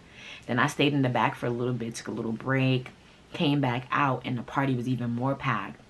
And then when he seen me, I remember, I was coming out the manager's office by the bathrooms. There's only one hallway to exit. And he seen me coming out of that hallway, and it looked like he was walking towards me, and I walked back into the manager's office. I didn't want no interaction with him. I didn't want him to throw me off my game at all. I didn't want to come back into this system, into this circus. I didn't want to indulge it anyway. So I went back into the manager's office. Now I'm peeking my head out. I don't see him anymore. So I go into the manager's camera, because like when you go into his office, it's like the whole camera system is there. You can see the front, the outside, the hallway, whatever. So I'm trying to track him. I was like, let me go see where he goes so that when I leave out of here again, I know where to go. I see him and his friend, they left. They went out the exit door, and they were standing out front for like a few minutes, and then they walked away. And then I went back out, and I was happy. I was like, that's probably the last time I ever see him, but I kept my power. I did not give my power away. I kept my power. And the fact that, I mean, yeah, he probably was trying to approach me, but if he really wanted to approach me, he would have approached me. He came there for an ego boost. He came there for attention. He came there to see if he could still get me. He came there to see if he could still get me to react to him and his nonsense. He came there for an ego boost. And you came there with the same friend that you probably vent to about me, that you embarrassed me in front of several times. And you thought I was going to give you the satisfaction, or even your friend the satisfaction, of seeing me turn putty in your hands. Like you could handle me like a motherfucking puppet. Nigga, no. And I'm happy with the way I even did things, because I didn't crash out. I didn't have an attitude. I didn't get mad. I didn't act any type of way. I just completely ignored you, treated you like you were Casper, avoided the hell out of you until you felt so motherfucking ignored that you left. And no, he didn't hit me back up. No, he didn't. He could have. Because in the day, even if I block you, hit me up from another number. Whatever. Who cares? Do what you have to do, sir. I've had niggas hit me up from all different type of numbers, all different type of devices, all different type of social medias. You know where I live. You know what I'm saying? So if you really want to come in contact with me, you would have. You're using me for an ego boost. And you liked when I was crashing off of you. You liked when I got mad. You liked when you got a reaction. I forgot to even tell y'all at that one point, which point was it when we was arguing? It was one time when we was arguing, I started crying. But it wasn't like I was crying for him. I was crying because I was just frustrated. You know when you're going through so much, and then like the stuff that's supposed to be your happiness and your escape now turns to shit too. Now it just feel like everything around you is crashing, and I was just crying. And he probably thought that he made me cry, but I was just overwhelmed. Like, I'm an emotional gangster. If I get overwhelmed, I need to cry. I need to let that out. I just, not because it makes me feel weaker. I just need to let it out. I just need to cry. I just need to just, so I could just start again. Get myself together. Every time I cry, I get myself together. I give myself a pep talk. And I'm like, girl, you got this. All right, you cried? You good? All right, let's go. So it was one of those, but who knows? A man seeing you cry, that should probably turn him on. Like, should probably make him feel like the king of the world. Like, so yeah, I was not giving you that satisfaction, and then give your friend the satisfaction to keep embarrassing me in front of him. No, nigga, no. So that was the last time I seen Burna Boy. It's officially been almost a year. I haven't worked in that vicinity in a long time too. So who knows if he came to look for me again. He just probably don't even know where to find me. I haven't seen his friend either, and I probably had seen his friend only one more time after that, and it was like in passing. Like, I think he was leaving, I was coming in or something like that, but it wasn't even like an event I was working. I was just going there to pick up my stuff that I left there, and I ended up seeing him, but I didn't stay.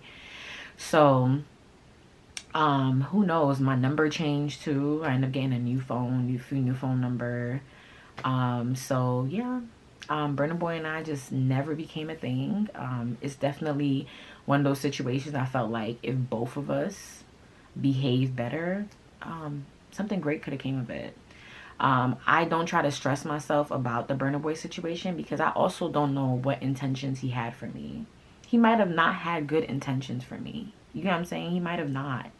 And sometimes God protects you. Sometimes God, you find a teddy bear and you're like, oh my God, my teddy bear, I love this teddy bear, And God is like, just put it down. He got a whole bigger teddy bear waiting for you, right behind this door, but you don't even know that because you think this teddy bear is your prize. You know what I'm saying? So it's just kind of like, he might have just been a lesson. He might have not had good intentions for me. He might have not even seen me as marriage material, or I'm sitting here thinking I'm about to have a Porsche wedding, and he probably didn't even see me as that. Yeah, some people gotta understand, like, attention doesn't mean anything. Him doing weird shit like popping up where I work and all that stuff, a lot of girls will take that as, oh, he loves me, he cares about me. No, that's not what that means. That's not what that means. Just because somebody's giving you attention doesn't mean it's always good attention. Like the guy who leaned in and kissed me and kept harassing me and watching me and stole my phone. That's attention. Was it healthy attention? No. It's not good attention. He's coming to my job, but he's not coming to my job with good intentions. He's not coming to my job to make peace with me. He's irritating me in my job. He's arguing with me in my job. He's not even, I mean, he spent a little bit of money, but it's like, I'm at work. What are you doing here? Like, just watching me, making me feel awkward, making me feel weird, and you just, I don't want to go through this. I didn't want to go through it. And it's like, I really like Burna Boy. I did. And I don't really like people all the time. I don't. That's why I've always had a hard time dating, because I always find a reason why I don't like this person. So when I do find somebody that I do like, it's so unfortunate if it doesn't work out, because I know it was hard to even like it's hard to like somebody. But I was happy that I sent that nigga, him and his friend, packing with motherfucking dumbass look on their face. Because I'm pretty sure both of them came in there thinking that, they probably already spoke about it, like, yeah, I'm about to go in here, she about to see me, yeah, and when she see me, yeah, she gonna be, watch homie, she gonna be all in my face, damn, where's my, why she about to be all in my face, trust me, I got this, she gonna be all in my face, yeah.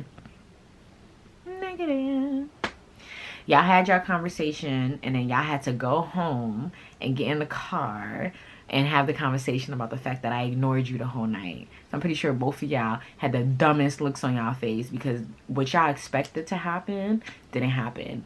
And honestly, y'all, one thing I like about myself is I trick people a lot. So let's say I react a certain type of way, I might react this way once or twice or maybe even 3 times. But I get people comfortable with that reaction. I get them so comfortable with it.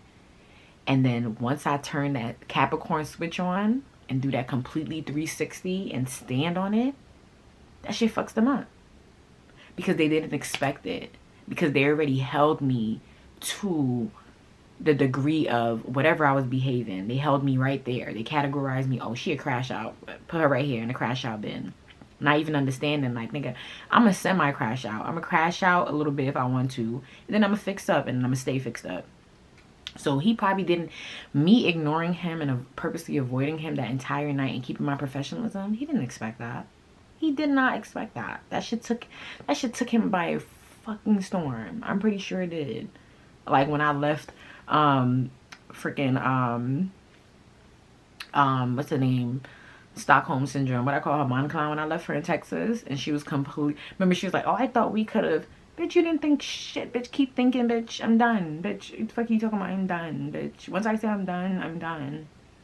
When I quit my job because of clingy bitch ass, bitch, you're not about to sit here and make me feel uncomfortable. I only got 1 life to live, bro. I got 1, not 2, not 3, 1. I'm not letting nobody take up space in my life that is not conducive to me. I'm not doing that. You're not going to take any type of space here. You're not. I don't care how much I like you. I don't care how fond I think of you. The second you bring some type of negativity to my life and I feel like I'm reacting in a way that doesn't bring me closer to success and depletes me, like, you're out of here. Male, female, family member, friend, foe, I don't care. You're out of here. Bye. The fuck? I'm not tolerating nothing. No amount of money, no connection, no nothing is going to make me put myself in a position to cut myself again, to be depressed, to feel anger, to feel, no. I know normally I'm gonna feel those ways because naturally as human you're gonna have those reactions. But as far as staying in toxic situations without no problem solving tools, niggas is just faking the funk, trying to get what they want, still feel away, animosity, resentment. I'm not dealing, no. Absolutely the fuck not. No. I'm not doing it. No. So, y'all, this is a long story time. So, Burna Boy was not a YN, but he wasn't an older man either. He was just average age guy, average Joe. Very handsome, very wealthy, great head on his shoulder, very smart.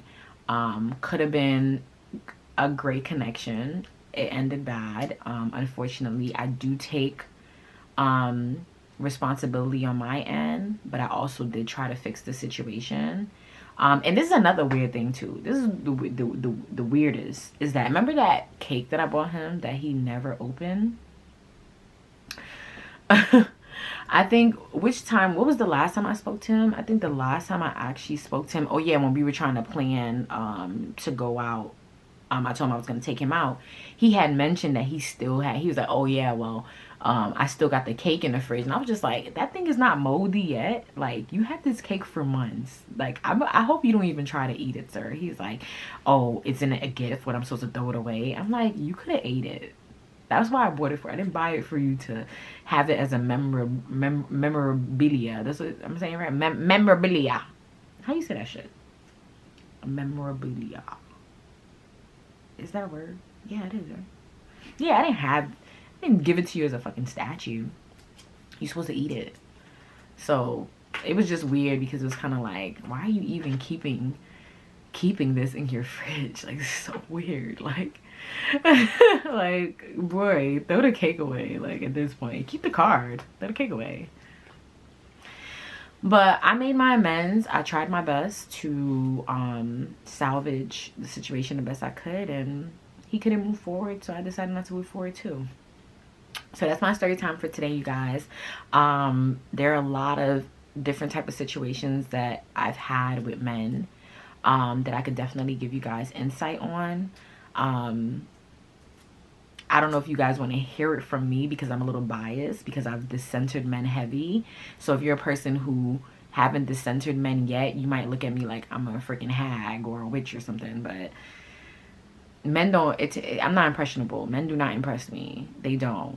I don't care how much money you have, how much little money you have. Men are men. Men are motherfucking men. There's no difference whether the race, the age, the wealth, nothing. Men. That's one thing I've concluded. Men are men, regardless. Men are men. That's why you need to be a better man than a man so that you know how to deal with them. And trust me, I got some nigga ways, okay? I move like a man better than some men do. Trust and believe that. But nevertheless, tell me what you guys would have done. Would you guys have given Burna Boy another chance?